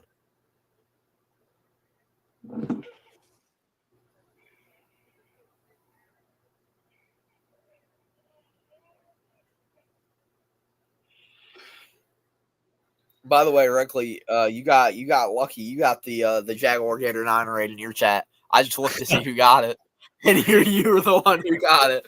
We both have. We have a total of 6 viewers, but we each only have 2 people according in our watching right now, according to YouTube. Okay, yeah. Yep, I'm just now seeing. I saw Scadaboo run to midfield. He's been doing well. Like he's had himself a pretty good game, but he has not been able to. They just have not been able to finish out drives. That's the problem. Hummus Hero saying, "Hello, what is up? Good to see you in here." Anthony Sorgi, Reckley Ruby here with you. Under an hour until the Rose Bowl, which is what we're really waiting for. At this point, 7:38 to go. If ASU could just convert a 4th and short, they would be right back in that. Yeah, for sure. If they'd be right in this if they could convert 4th downs, but they can't seem to. So yeah. Not much you can do there. For sure. Okay, where is... So you get the 2nd down play now. Going to be a run for nothing. It's now 3rd and 10. Yeah, so 4th and 2 now after an 8-yard gain on 3rd down on my screen. So 6:53 to go. Here we go. 4th and 2. Ball game, folks. Yeah, this if the game wasn't already over in your mind, I think this will about decide it. Scadaboo throws. Trick play. Caught at the 10 to the 5. Touchdown, Sun Devils. Cam Scadaboo throws a touchdown. Arizona State back in it. Are they sure they shouldn't have Scadaboo stay at quarterback?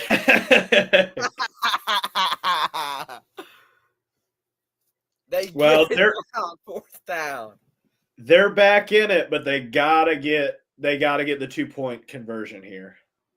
Malik McClain there, making it a 10-point gain, and yes, they do need to make this 8-point. Excuse me. Whew.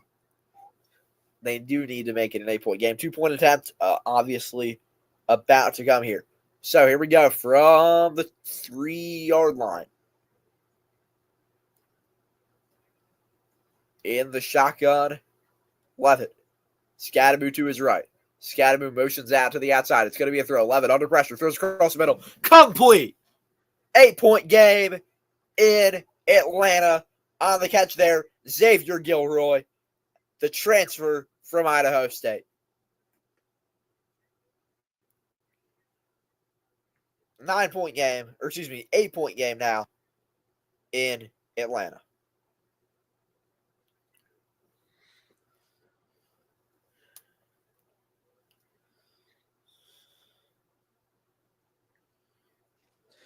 A big get there for the Sun Devils. You make one stop, this tie ball game.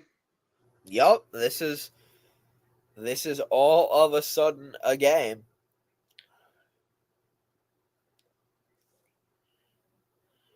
This is also why you went for 2 on the last drive. You really should have just gone for 2, but whatever. If you were Texas. Exactly.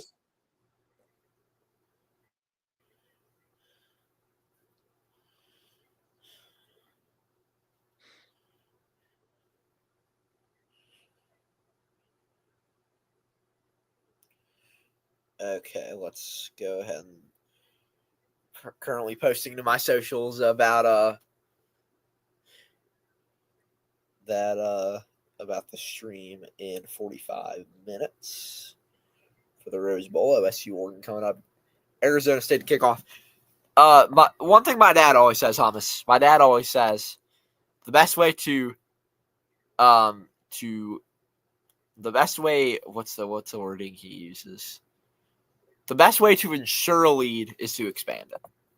Yeah. The best way to protect the lead, that's what he says. Best way to protect the lead is to expand it. So I'm aggressive if I'm Texas. Yeah. I'm playing aggressive here. I don't know if they will, though. That's a risky proposition. It is, but I mean, I think it's worth it to just try to be explosive here. Don't be too risky, but make the plays you need to make. Yeah.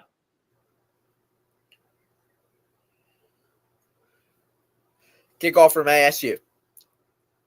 Back to the 25. Will be a return up the sideline at the 35-ish. Thank you, Holmes. Thank you. I'll take the compliment on behalf of my dad, and we'll make sure he sees that. He'll be on live with me for this Rose Bowl game coming up, and then we'll be live at 8:45 p.m. for some college football playoff talk, as Notre Dame and Georgia has been postponed to tomorrow. We will be chatting college football playoff. We'll see exactly what we end up doing, but for sure some sort of stream at 8:45 Eastern, 7:45 Central tonight. Here we go. Ewer's going to hand it off for a gain of about 7-ish yards. Good run to start off. Not sure, Thomas. I saw it was a weird kickoff, but I'm not exactly sure what it was. Yeah.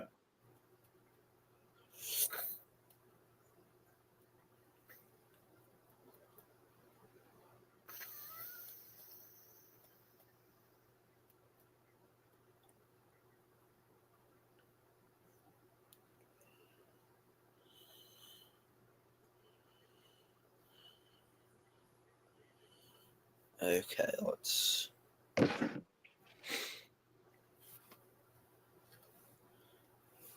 Texas play action. Looking deep down the field. Intercepted! Arizona State makes a big play. Down they get the turnover.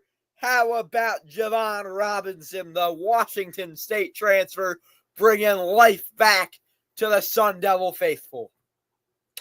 Wow, you finally get a touchdown, finally get a turnover. A big deal there for the Sun Devils. Everything feels like it's going right now, Reichley. This would be a massive swing, and a massive upset too. As Quinn Ewers, like, I don't know what he was thinking there. Like that was again. Ewers has not looked great all game when it comes to downfield passing. Like, I don't know. This is interesting. Yeah, for sure. Arizona State's had no life in them, and all of a sudden they do. Yeah, both comments here, for sure. Right there. Yeah, best game so far. Oregon, I think Oregon, the Oregon-Ohio State game and the Notre Dame-Georgia game are probably going to surpass it. But I think one of them will. I don't know if both of them do. It'd be high expectations that both of them do. That's true. Unless if this game gets way worse, or not way worse, but way better. Like if it gets way better, then sure. If Arizona State wins this or gets a TD here or something and gets it to overtime, then yeah. Yeah, for sure.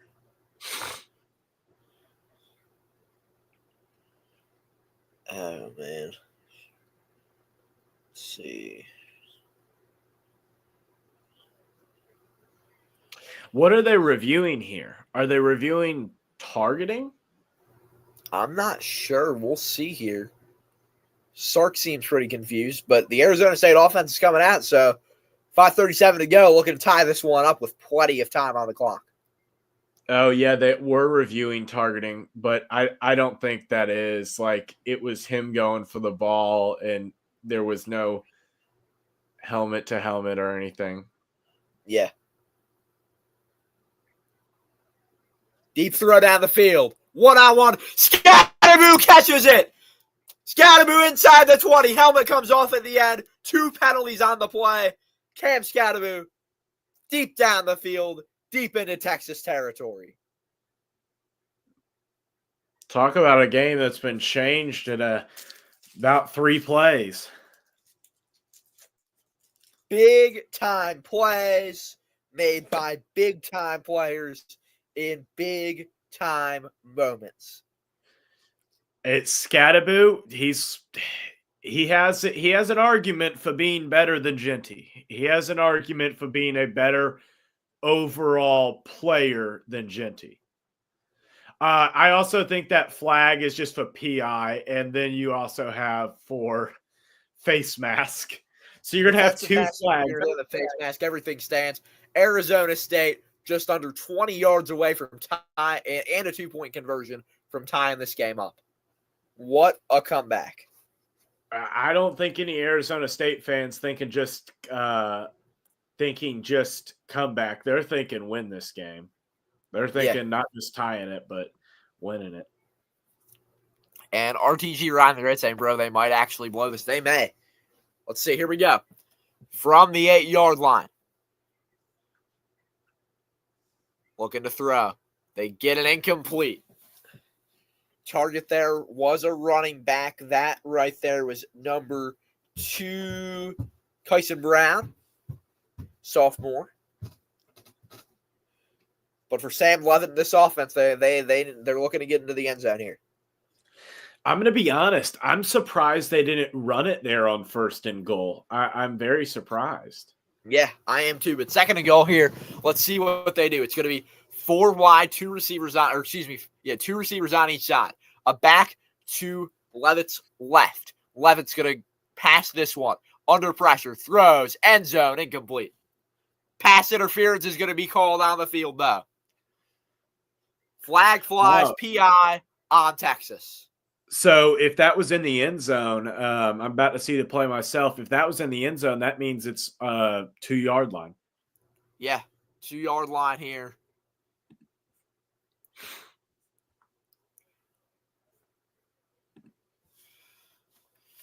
There is a man down, though, for Arizona State. Is that Scatterboo? I think it is. Who is that?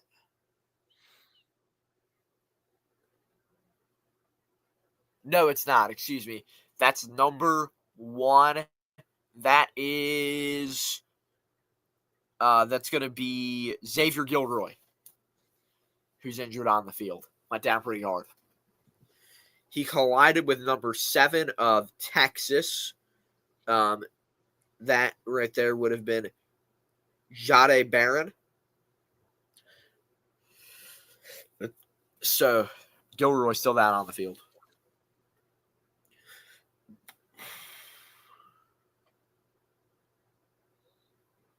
Looks like it may be something with the knee or maybe something with the leg.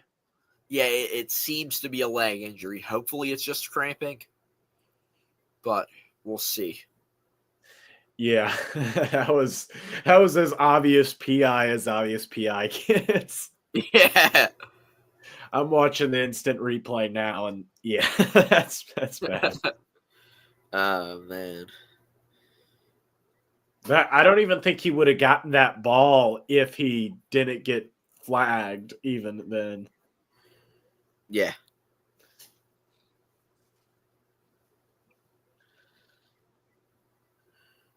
Okay.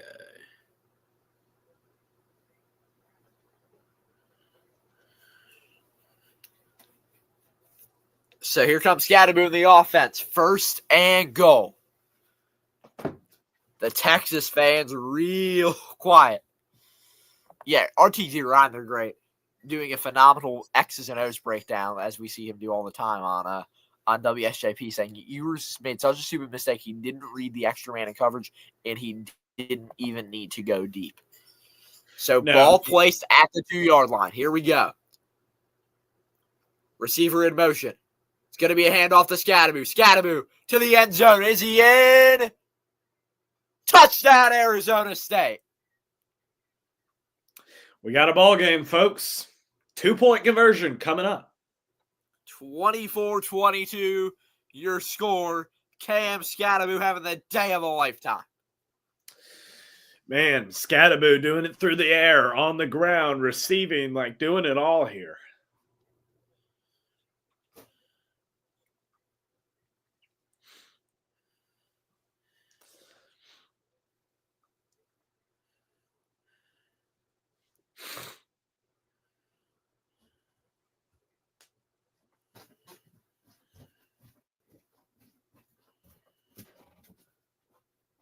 Here we go. 2-point conversion. Man in motion. Hand off to Scatterboot. Knows play action. Levitt under pressure. Escapes. Still running from pressure. Running wild. Looking for a place. Avoids another man. Gets a block. Levitt throws end zone. Incomplete. Possibly, incomplete. But a flag in the end zone. We'll see what it is. Levitt's not leaving the field. We'll see what's going on. 5 minutes to play. If it's PI or holding Texas. So half the distance to the goal at the 1.5-yard line. Probably going to be a run coming up from Scatterboot, possibly. Yeah, I think you just run to Scatterboot here. Don't risk this one. Go right down the middle.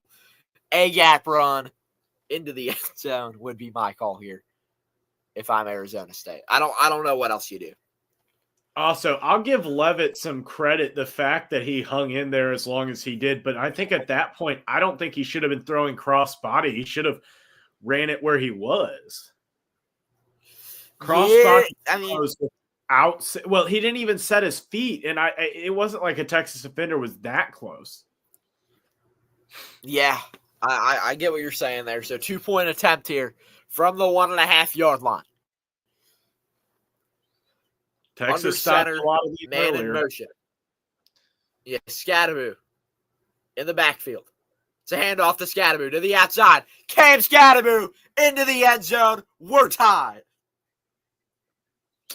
24 apiece. We got a game, ladies and gentlemen. It's been boring for about 3 quarters, but as soon as this 4th quarter hit, yeah, wow. Everyone in burnt orange shocked. Everyone in maroon and gold rejoicing. Tie football game. Each team has 2 timeouts, 5 to play. Absolutely Cam Scatterboot, incredible. Man of the hour. If Arizona State plays Oregon, that would be a heck of a matchup. The classic Pac-12 matchup. I know, and it wouldn't be with either team representing the Pac-12. The fact that the Pac-12 didn't get a team in for like how long, and then all of a sudden 2 teams are in the semifinals, that would be insane. Well, let's talk about Scatterboot's stat line. Total all-purpose yards today. Let me add this up quickly. You got a lot of all-purpose. Let's see. When you combine everything he's done, 42, 133, 83. A total of 258 yards catching, passing, and running today. That's insane. That's insane. He has Yeah, been it is. absolutely everything that has been advertised. And here's the thing is this, at some point I feel like this clock management has started to catch up to Texas. The difference between these two teams is 37 minutes to 18. 37 Yeah. to 18. That is a And, massive, like at some and point that is starting. and let's just make sure people understand. Cam Scatterbu combined between all passing, rushing, and receiving, he has more yards than the entire Texas offense today. That's this ridiculous. guy is having the day of a lifetime. Wow. I didn't even realize that. That's insane. Only 210 total yards from Texas. That's ridiculous. 10 first downs. I didn't realize how bad Texas has been. And here's the funny thing is that we're talking about an Arizona State team that Arizona State, like, just to go back to it, they missed a field goal. They went for it on downs at the 2-yard line, failed to get it. A field goal at the Texas 19 when they were all the way down inside the Texas 12-yard line, 1st and 10. They had a downs at the Texas 34-yard line. Like, this is an offense with Arizona State that has moved the ball this entire game. And the only reason why Texas is in this game is because they got a punt return touchdown and a touchdown within 2 plays offensively. And like, don't get me wrong, those count. That's the reason why this game's 24 apiece. But this game is close because Arizona State has been the better team this entire game. For sure. As I look to, let's see here. So Texas outscoring Arizona State 17-3 in the first half.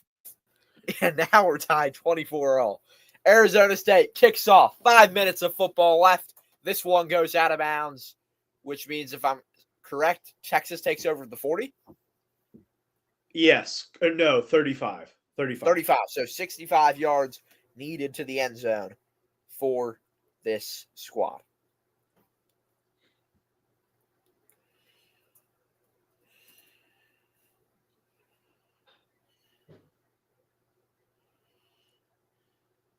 Man, this game is just, ever since that safety, Texas is just, they had that one touchdown drive, but they really have not had anything going momentum-wise. For sure. Also, I don't know why they're kicking that ball out of back. Like, why aren't they at least ground ball kicking it in the middle of the field? Yeah, so there we go. If Texas gets about now a 2nd and 2 setup here.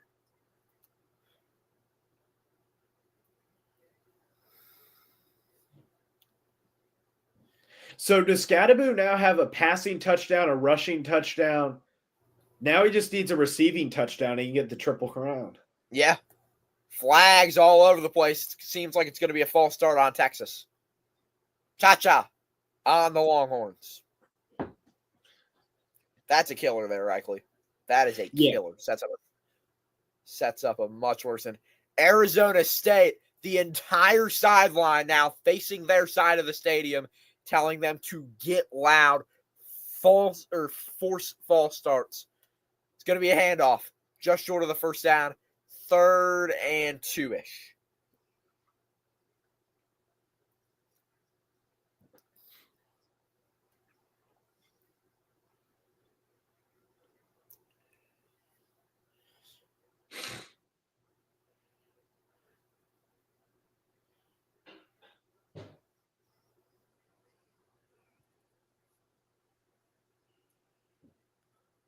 Third and 2, Texas. Ewers in the shotgun, throws, first down and a lot more. Texas inside Arizona State territory, down to the 41-yard line. If you're Arizona State, you really got to be able to stop Texas from getting a touchdown here. Even though you've had some offensive momentum for the first time all day, you really got to be able to – you can't be giving up a touchdown and require your team to get a touchdown. Hey, at that point, maybe you just go for 2, go for the win. I almost would. Down goes Ewers. Quinn Ewers sacked with 3:16 to go.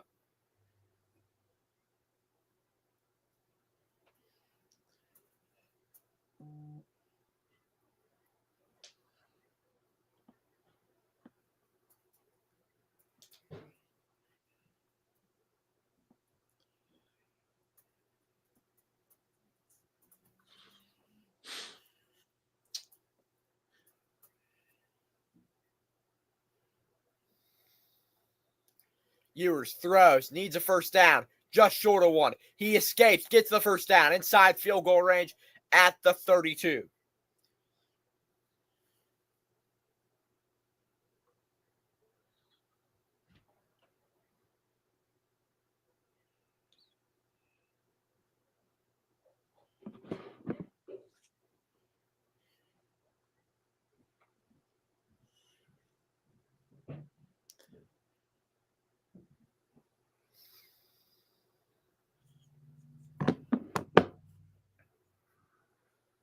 Texas at the 30-yard line.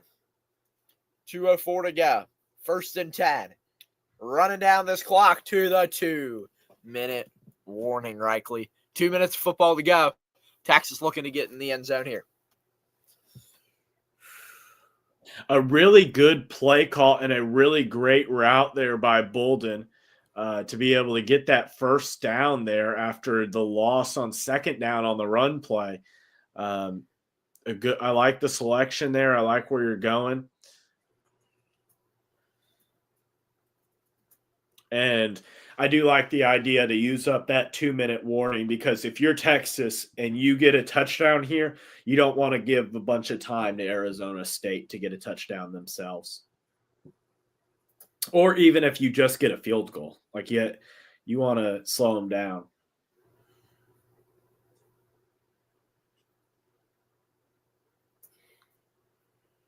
Yeah.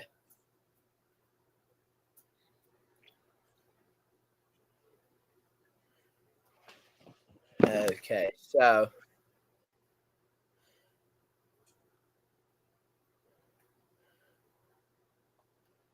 just seeing if there's anything else to talk about here. I mean, dude, let's see what Ryan the Great Hero has to say. In my opinion, run on 1st and 2nd and pass on 3rd. Your defense hasn't played well, so if you can get that first down, then you can run out the clock. Thoughts on that, Reichley? I think it's not a bad idea, but I think that I don't know. I'm just going for a touchdown. I'm just whether that's a run or a pass, I'm just going for a touchdown. I don't really care what it takes. If you're Texas, you just got to get a touchdown to finish out this game. Yeah.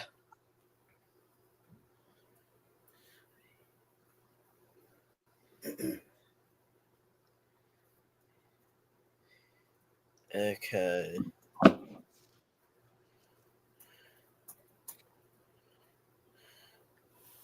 So, 2 minutes to go here. I honestly, I hate to say this. I think Texas is just going to run this thing out, kick a field goal, and win the game. They may be able to do that. I'm not 100% sure, because Texas's run game, if you look at it, Anthony, they have not been good all day long. Like, let me go find the rushing stats here real quickly. They've had 51 yards on 26 carries. That's 2 yards a carry. They haven't had anything on the ground. Blue only has 4 carries. Wisner has 16, and neither one has looked good. Yeah. So, Texas is they have struggled today. Yeah. So plus, because here's the problem: even if you run, Texas has. Or Arizona State still has 2 timeouts. So it's not like we're talking about an Arizona State team without timeouts. Ewers throws deep, incomplete. 1st and 15, incomplete now. 2nd and 15 from the 35. Sorry, continue. No, yeah, but yeah, I still think you got to just go for the jugular here. Plus now it's 2nd and 15, so you just gotta keep with it. Ryan's right. If they get a first down, that's it. Yeah, to a degree. Just 3 yards out of field goal range. Ewers throws incomplete. 3rd and 15. I don't have the sound on, but I can only imagine that the stadium is just, at least the Arizona State side, is going to be louder than it has been all day. The Recruiting Gold are going to make their voices heard and are going to hope for a huge stop here, and they are all on their feet. Everyone in this stadium should be on their feet. Winner goes to the Cotton Bowl next Friday night. Here we go. Ewers under pressure. Throws. Ewers is going to run it himself. 4th down in field goal range, though. Big stop, though, by Elliott and this ASUD. 1:44 to go. 4th down. 4th and 9. Ewers gives himself up there and a great tackle by Elliott. They might call targeting here, Reichley. It was head-to-head contact. We'll see. I didn't see a flag, but it was for sure head-to-head. Well, he's not. Yeah, he wouldn't have been a defenseless wide receiver or a defenseless wide receiver. He wouldn't have been a defenseless player because he did not give himself up sliding. He was diving forward, so he wasn't defenseless. So it would have had to been crown of the helmet to helmet contact, and you're that right there. Yeah, that's not crown of the helmet. So you're good. Here we go, Reichley. This is it. Burt Auburn. 48 yards. The kick attempt. Middle of the field lined up. Arizona State looking to block this one. It's up. It is no good. Oh my word. Is Arizona State going to pull off the upset of the decade so far, at least in playoff terms? 1:39 to go. It's Sun Devils ball. Cam Scatterboot. That's all you need. That's all. 1 timeout, 1:40 to play. That's all you got. And it's wide right. Incredible. Absolutely incredible. Man. He kicked it right towards the Maroon faithful who were rejoicing in the look on Sark's face. I've never seen Steve Sarkisian's eyes bigger than they looked right there as he watched that one. Cam Scatterboot. I just saw the field goal. Man. Seeing the instant replay now, the kick never was good. It just stayed wide right. Levitt, he's going to run himself. Levitt has a first down. Levitt to the left side. First down, Arizona State at their own 42-yard line. Sam Levitt, Cam Scatterboot and company with 90 seconds left on the clock, looking to get into field goal range and win this football game. So as we look at this game, as we look at how Levitt throws deep and complete. Sorry, continue. Yeah, so just a look at how it is going for Arizona State. Their kicker made a 39-yarder, missed a 38-yarder, made a 36-yarder so far. Yeah, and we see it seems actually to be a different kicker warming up. It's Hershey warming up on the sidelines. It is interesting because Kiefer is only 50% on the year, 92% from extra point. Hershey, on the other hand, 58.3%, 95 from extra points. He seems to be the main kicker. He was the transfer kicker from the University of Idaho, transferring in. So he spent 2023 at Idaho, spent 2022 and 2024 at Arizona State. Interesting. 10 people watching. Sorry, continue. 7 for 12 on the year. Go ahead. 8 people now watching Appreciate you being with us. A false start on Arizona State sets up the 2nd and 15. 1:19 to go. Texas has 2 timeouts. Arizona State has 1. Levin the shotgun. Has a man moving right to left. Man in the backfield with him as well. Levitt's going to drop back. Scatterboo blocking. Levitt throws incomplete. 3rd and 15 for Arizona State in their own territory. The target there was number 12. That's going to be Javon Robinson, a Washington State transfer. 3rd and 15, 1:15 to go. This is a crucial play. The Longhorns fans, some of them on their feet, others too nervous to stand, while the entire Arizona State stand looks to be on their feet here. Levitt, 3rd and 15, looking for the first down at his own 38 in the shotgun. He's going to drop back and pass. Levitt passes across the middle of the field. It's going to be short of the first down, going to be about 4th and 6 probably at midfield. The receiver down right now. That's number 5. That's going to be Melquan Stovall, the Colorado State and Nevada transfer. So with that, Texas, do you call a timeout here, I'm assuming? Maybe? I'm not sure if they did or not. I'm seeing this replay there. Good throw across the middle of the field by Levitt. He gets this man. It might have actually been tipped there. I think it was. But a good tackle by Texas there to stop him in his tracks. I don't think they might not have to call the timeout because of the injury. And this is actually going to be targeting, I think, rightly. It's crown of the helmet head to head. I think they're looking for targeting here. Absolutely the definition, as Hamasiro says, textbook targeting here. This is going to be targeting Texas. I'd be shocked if it's not. Kenny Dillingham at midfield talking about it. The only problem is whenever I think it's targeting, it's not targeting.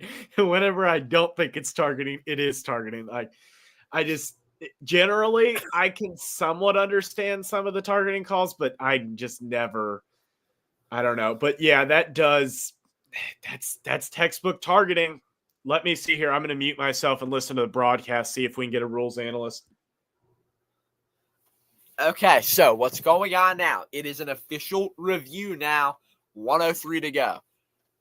The booth-initiated review from targeting. The booth saw it. They didn't see it on the field. There is a man down for Arizona State. Let's take a look. Let's go back through this game. What's gone on so far? Let's start back in the first quarter as I go and look for our scoring summary here. Started with a 39-yard field goal from Arizona State. They went up 3-0. Then Quinn Ewers had a pass to Moore Jr. for 23 yards, plus the PAT, 7-3. Floyd punts for Arizona State. It's returned by Bolden, 75 yards to the house for a touchdown, plus the PAT, 14-3 Texas leads. End of the second quarter, Texas makes a field goal. It's good, 17-3. Then third quarter comes. It's a safety by Texas, makes it 17-5. Then a Kiefler field goal, 17-8. Then Ewers runs for a 5-yard touchdown, 24-8. Then a Scatterboo pass to McLean. Again, that's the running back passing to McLean, 24-16 after the touchdown of the two-point conversion. And then Scatterboo runs for 2 yards plus the 2-run yard for the 1.5-yard run, for the 2-point conversion to 24-24. That's where we are now. And I will say this, there is the point brought up. It is a defenseless player. It's not called targeting, frankly. They're not going to call this targeting. I'm surprised because he is a defenseless player because he did not make a football move after the catch. He's catching it. It is defenseless. So I'm kind of surprised there's no call there. It's 4th and 5, and Arizona State is going to have to punt this away. This is just, and Dillingham not happy, and he shouldn't be happy. This is a very, very messed up call. And, I mean, I hate to put it this way, but it just feels like the SEC team's just getting the call again. Yeah, there definitely is a bit of that. And I would very much like to know what the official's explanation is for that not being a targeting call here, as Dillingham talking to the referees before we get the punt. 57 seconds for Texas. They need to go 80 yards. Dillingham rolled his eyes on that one. Yeah, so Reichley, I'll ask you now. This is would you have gone for it on 4th and 5 there if you're Arizona State, or do you think it was the right move? I would agree. I mean, if you're Lane Kiffin, you're probably going for it, but other than him, I don't think anyone is. So here we go. 57 seconds to go. 80 yards needed for Texas. 1st and 10 for Quinn Ewers and company. Can Arizona State force another Ewers mistake? Can Arizona State get a turnover? Can they force a fumble? Can they do something to get this ball back? And for Texas, can they get into field goal range? Ewers drops back, throws. He's got a man for a first down, a little bit more out of bounds at the 33-yard line is golden. Texas first down, clock stops, 52 seconds. You really cannot play prevent defense here if you're Arizona State, because all Texas needs is a field goal. That's all they need. Yeah. And to be honest, I would say this. Was it almost a disadvantage to Arizona State that they didn't make the first field goal, Texas? And now that Texas has a shot to win it just by making a field goal, I don't know. It is possible, but you do got the 1st and 10 now for Texas. But a false start's going to make that 1st and 15. You can't be making those mistakes if you're Texas. False starts in a neutral site environment, you can't be doing that. No, you can't. And Texas thought ASU jumped, but Texas jumped there. Without it out, the O-line jumping there. Looks to be 74. Ewers in the shotgun, has a man to his right. 3 receivers to his left, 1 receiver to his right. Ewers drops back, throws across the middle, has a man. Short of the first down is where they'll probably spot the ball. Texas tight end, though, is holding his leg. Helm there coming out of the game. 45 seconds. We'll see if they spotted a first down. Or no, he's staying in here. It's going to be spotted 1st and 10. Hurry up offense. They get about 5 or so yards. Clock still moving. 36 seconds. They're going to move quickly here. Trying to get the ball down the field. 35 seconds on the clock. Was a timeout called? No. Second timeout called by Texas. Each team with 1 timeout with 35 seconds. In just 15 minutes, we will have the start in Pasadena of the Rose Bowl. Make sure to stick around for that stream, because that's going to be a heck of a game between the 2 of the best teams in the country, without a doubt. We saw the play earlier in the year. We saw how crazy of a game that was. It's going to be crazy yet again. I'll be honest, that first down call there by the officials, he did not look like he had the first down. He looked like he was about a yard short. And the only reason why I say that is because if he was short, another 5 seconds ticks off that clock because the clock isn't stopped.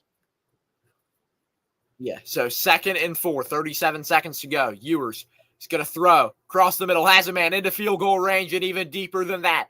32 seconds. Texas can let this tick all the way down to should be an easy field goal here. 31 seconds. Clock stops for the first down. They're going to keep moving, actually. They're going to run this one to the outside. Down goes the back. 23 seconds, and that's going to do it unless they miss this field goal.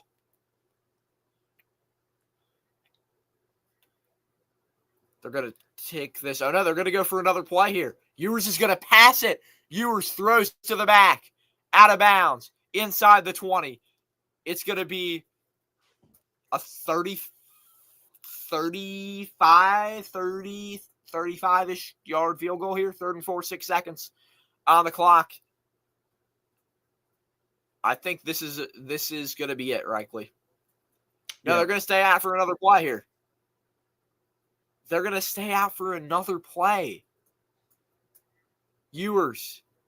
Is he just going to spike it? Ewers falls to midfield intentionally there. 2 seconds to go. It seems like he fell intentionally. 2 seconds to go. It's probably just setting up the field goal. Exactly. Texas uses their last timeout. Sark hugs Auburn, his kicker. 2 seconds to go. Winner goes to the Cotton Bowl next Friday night. Sark just talking to his kicker. Both smile. Sends his kicker onto the field. Here we go. Auburn trying to make the kick of a lifetime.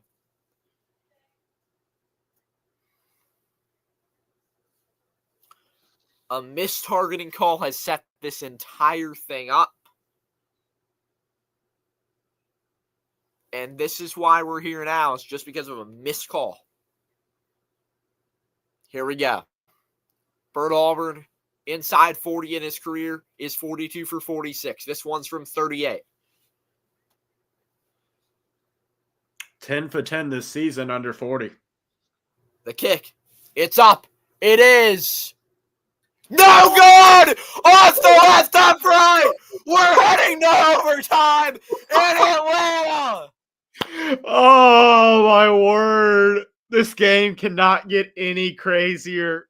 38 yards. This dude is automatic and he misses back-to-back kicks. Oh, my word. Insane. Oh, my word. Will I need to start the Rose Bowl stream? That's fine. We'll start the Rose Bowl stream later. We'll worry about Rose Bowl later. Oh, my word. If you are an Arizona State fan, goodness gracious. Ryan, Leo Ritchie could have made that one. I mean, holy, Leo Ritchie's the kicker from the St. Joe's Prep who's going to UConn. He could have made that one. That should have been easy money. That's crazy. Well, I'll be right back. I'm going to take a bathroom break before this game gets really going in the overtime. Anthony Sorgi here with you.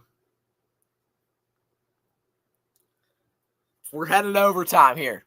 This game is going to be decided in overtime. College football, classic overtime rules. This is how you do it. Both teams get a chance to score. Game on the line. 20 yards for 20 yards. This is football at its finest. Playoff football at its finest. Texas 24. Arizona State 24. We head to overtime.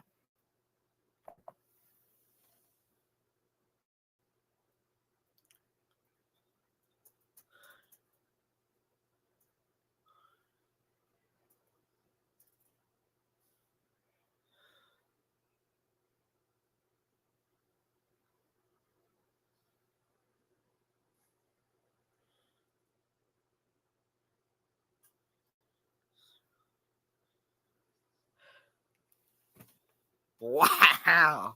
Anthony Sorgi here with you. Reichley Ruby will be back with us in just a moment. Before we get back into this, I want to just make sure we take a quick look at the bracket here. Very quickly, we're going to slide on over to the bracket before we get into OT. Here we go. This is what the bracket is currently looking like for the road back to Atlanta for these two teams. As you can see momentarily, it should be loading up now. Let's see here. There we go. We should be good to go now. There we go. This is what our bracket looks like currently. Wow. In the first round, Ohio State got a big win over Tennessee. We saw a big win from Texas over Clemson, Notre Dame over Indiana, Penn State over SMU. That has brought us to last night where we saw these two, where we saw the Penn State and Nittany Lions beat Boise State. Now we're here. It is Arizona State, the number 4 seed, an underdog coming into this game massively. They look to do the improbable in this one and try to make this the upset that we have been waiting for. Winner goes to the Cotton Bowl next Friday night to play the winner of the Rose Bowl. We see the captains coming out onto the field. This is what every college football fan dreams of, Reichley. Yep. Mm-hmm. Incredible. Absolutely incredible game. It seems like they're planning on continuing. Sorry, go ahead. I was saying absolutely incredible game here so far. Both teams have just been absolutely fantastic. Without a doubt. Let's see who wins the coin toss. It is Texas. Arizona State gets to choose the end zone, though. And this is going to be fun, Reichley. Both teams are going to be going into the ASU end zone. Interesting. They're going to be both heading towards. I mean, wow. Wow.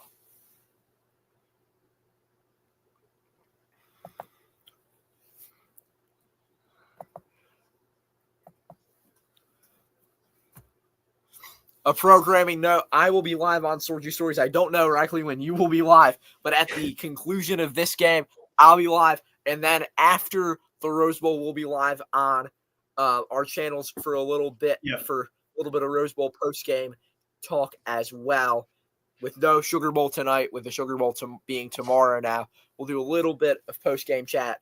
Nothing too much, though, considering that we got to wait another 24 hours for another college football playoff game.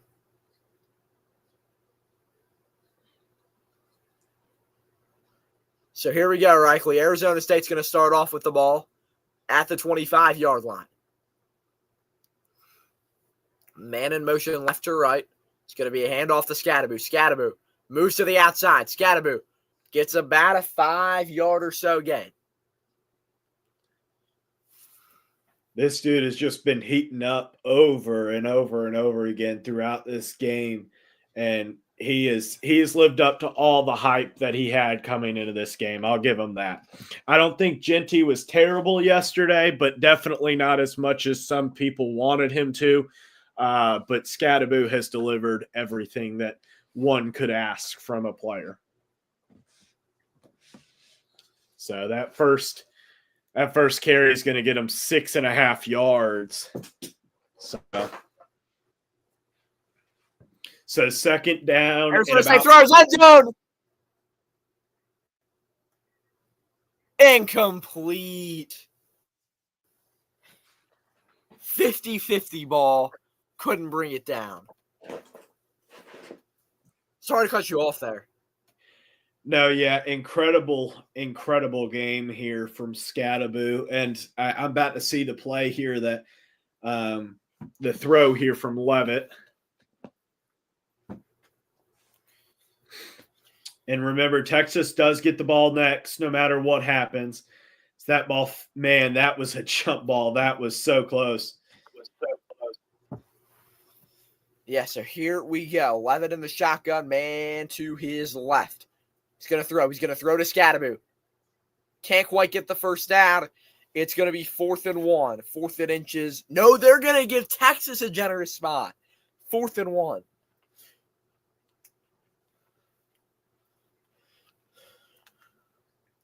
Reichley, if I'm ASU here, I think you got to run it to Scadaboo, right?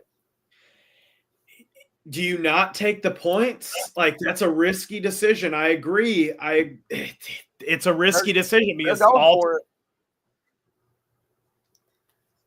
Here we go. Under center is Levitt. Seems to call an audible in the huddle or in the formation. Timeout called by Arizona State. I think they're going to kick the field goal. I think that they were looking to see if they could get the matchup they wanted. Most probably. I don't. It's a really risky call to. That's a risky call. Yeah.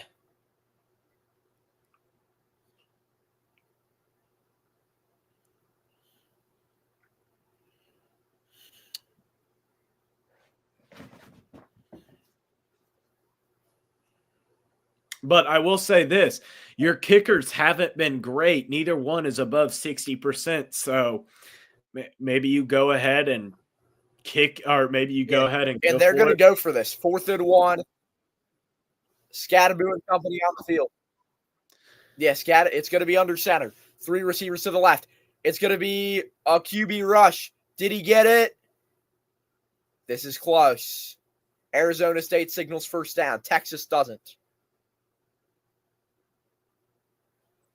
First down, Arizona State.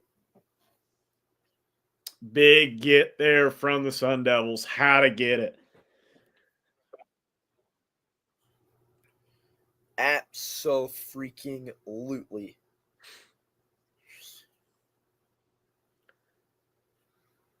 Oh, yeah, he had it. He got it. It was close, but he got it.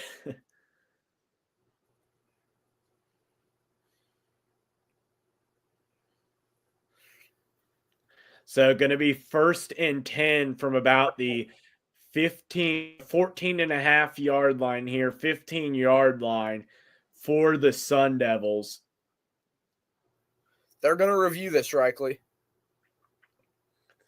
I don't think that there's much to, there's not much to review here. If they give Texas another call, there's no way you can overturn this call. A, I think he got it, and B, there is no way I see it's going to be a first down.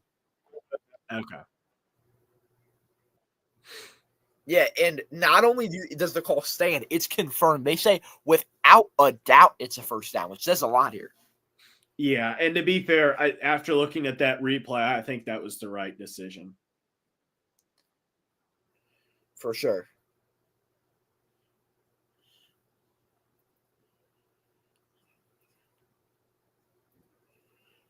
Whoa. Hey, Pete Sampson just said this. Can confirm this is an expectation as of right now. Obviously an unprecedented situation, but 3 p.m. kickoff local time is the current plan for the Sugar Bowl. That would mean a 4 p.m. kickoff, Eastern Standard Time. Wow. So the movement. I'm getting off early for work. So this is probably going to be because, and Pete Sampson, again, of what outlet? Brett McMurphy confirmed it. It is confirmed. So Brett McMurphy, very reputable reporter, is reporting the movement in game time. But it's 1st and 15 after a false start penalty for Arizona State here. So we'll see. 1 second. I'll be right back.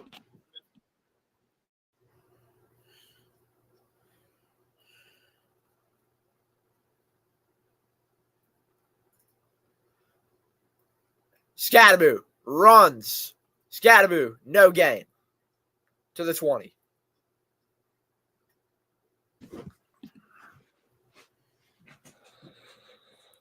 Scatterboo down on the field.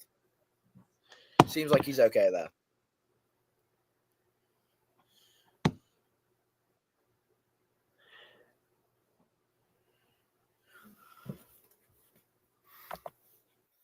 Scatterboo went down pretty hard there, and actually he did have a gain. I'm incorrect there.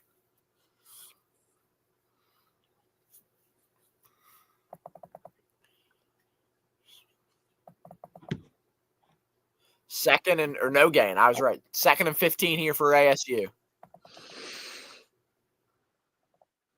Scatterboo is just like, I'm done today. I just saw him get up. Yeah. Here we go. 2nd and 15 in the shotgun. Back in motion. Levitt tries to draw off sides. Can't. He's going to hand it off to his back. No gain. 3rd and 15. Maybe 3rd and 14. Interesting call. Very interesting call. I'm surprised you didn't at least interesting. I'm surprised they didn't pass it there. I am too, but 3rd down, you got to pass it here. Yeah. Cam Scatterboo on the sidelines. First down marker is at the 5. So really, I don't know if you're able to get. Yeah, so here we go. 3rd and 14. Watch for them to aim end zone here. Man in the backfield. 2 receivers each side. Levitt looks to throw. Scrambles. Levitt escapes. Levitt runs to the first down. Levitt to the 3. Sam Levitt. This game is insane. It's bonkers. I'm just about to see the third down play here. This game is just bonkers. If Arizona State gets a touchdown, man.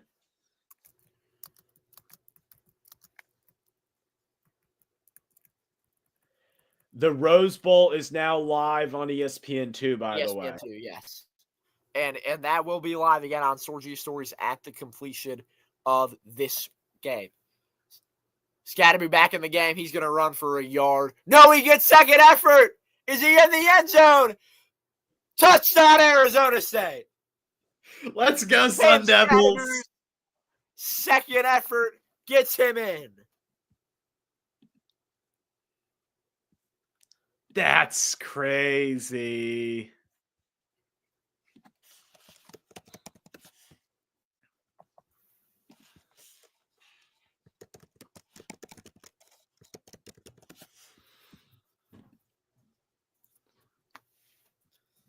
Scatterby just did not give up.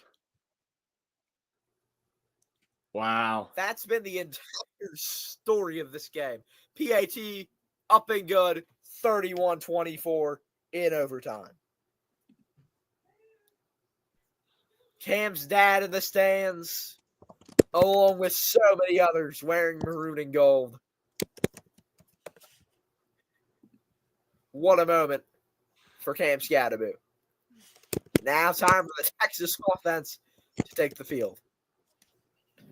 And I mean, there's no better comment, I think, for this moment than this. This is just absolutely crazy, as Ryan says. 100%. Absolute insanity. First down for Texas here, Rifley. What's your call? First down from Texas. I'm looking somewhere in the middle of the field, maybe a drag route or a Texas route / angle route. I think you got to look somewhere in the middle of the field. They're going to throw right sideline incomplete. Target was number 81. Interesting. 2nd and 10 now for the Horns.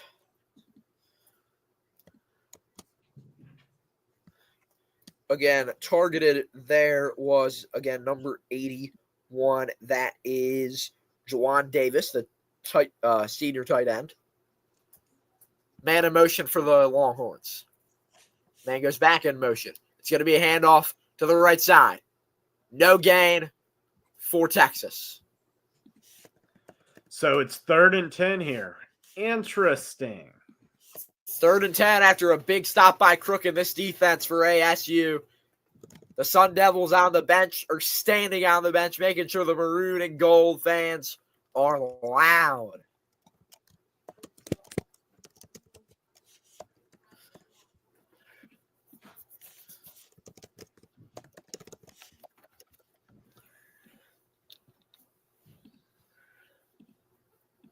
Third and 10. Ewers in the shotgun. Man to his right. 3 receivers to his left. 1 receiver to his right. ASU has a line of 5 men. Man in motion. Ewers looks to throw. Looks to his left. Has a man. No gain, but a couple yards there. Actually, he'll gain. 4th and long. This is the game on this. Oh, man. This is crazy. They're going to have to pass this one. A lot of gold pom-poms flying. We see a Texas fan next to an Arizona State fan. The Texas fan incredibly nervous. The Arizona State fan just cheering, pumping her fists. The ASU faithful are loud and ready to watch this. Watch. Here's we've got Ewers. False start. It's going to be or is it offsides? Let's see. Uh-oh. False start on Texas. False start on Texas. That's a third major false start. A third one. You can't Arizona State. Arizona State's fans are showing up today, Reichley. They have been loud and they have been proud. Applause to this Arizona State team. They want a trip to the Cotton Bowl. Yeah, they want to head to Dallas. Let's see who's heading to Dallas. 4th and 13. Man in motion. Ewers in shotgun. Says something to his offensive line. Line looks back. They're ready to go now. Ewers is going to take it. Ewers looks end zone. Ewers throws. Touchdown, Texas. This game just Golden on the reception. Wide open, 28 yards. 31-30 ASU leads. With the game on the line, let's see what coverage they were running. I'm about to see the 4th down play here.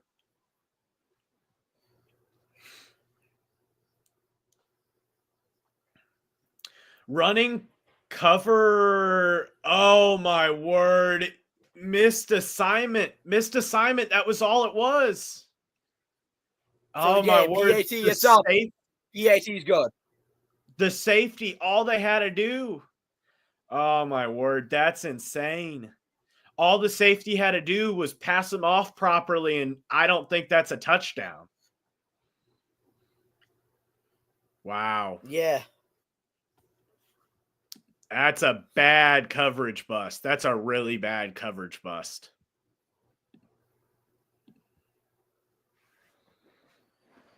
Absolutely incredible. I wasn't expecting to have to stick a 2 in front of that OT right there, but we're doing it. And we can confirm it is official. The game will be at 4 p.m. Eastern time. Both the CFP and university officials, along with ESPN, have coordinated.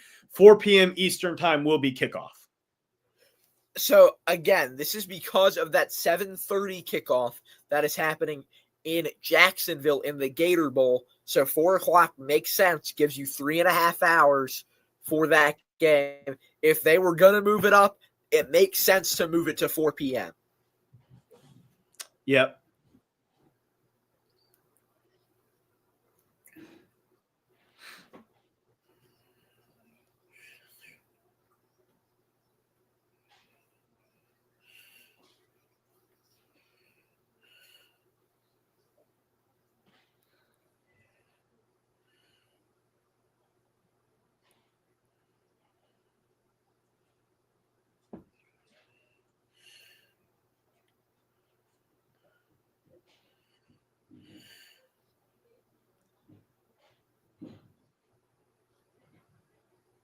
Back here for the second overtime. What a game this has been.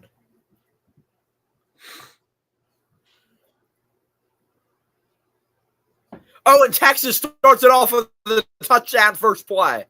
Gunnar Helm into the end zone, 25 yards. Well, now we know what Arizona State needs. I wasn't even back by the time you said that. 37. Texas has to go for 2 here, correct? Yes, they do.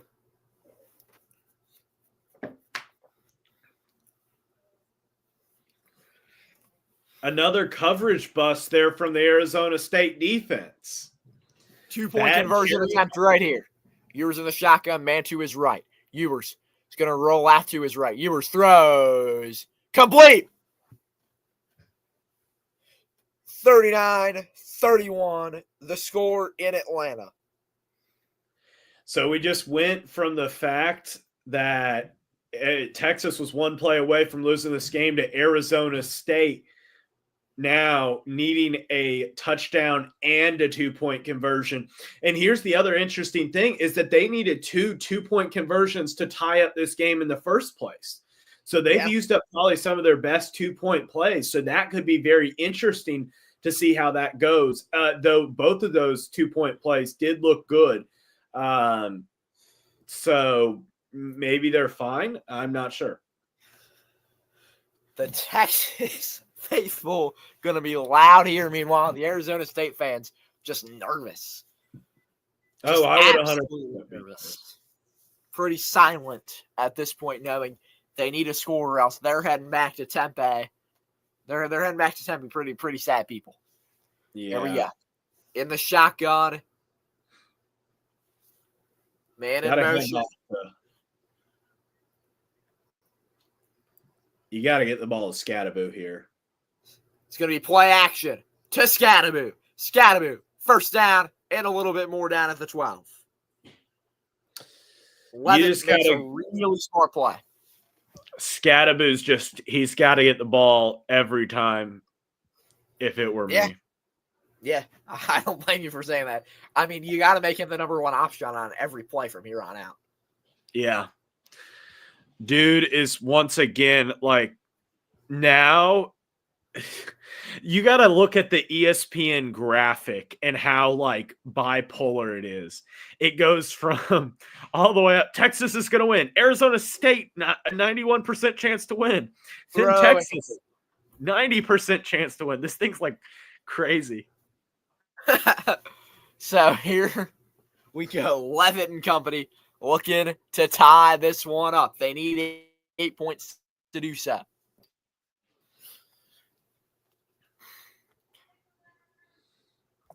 We've seen a 6 overtime and a 5 overtime bowl game.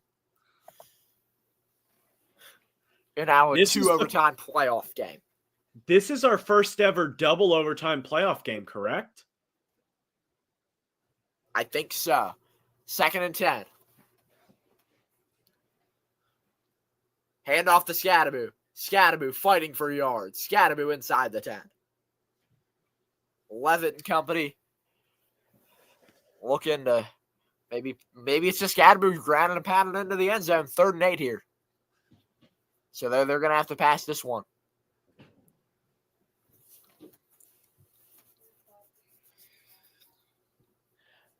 This may be the best playoff game ever, honestly. It may be the best one in its era. Here we go. 3rd and 8. 3 receivers to the left. Play action. Levitt throws. Intercepted. Texas wins. Oh, my word. Levitt makes his first big mistake of the game, and that's it. That's going to do it. Absolutely insane. I'm about to see the play here myself.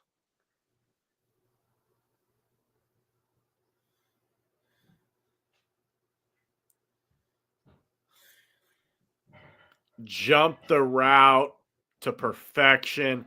Can't ask for anything more than that from your defensive back.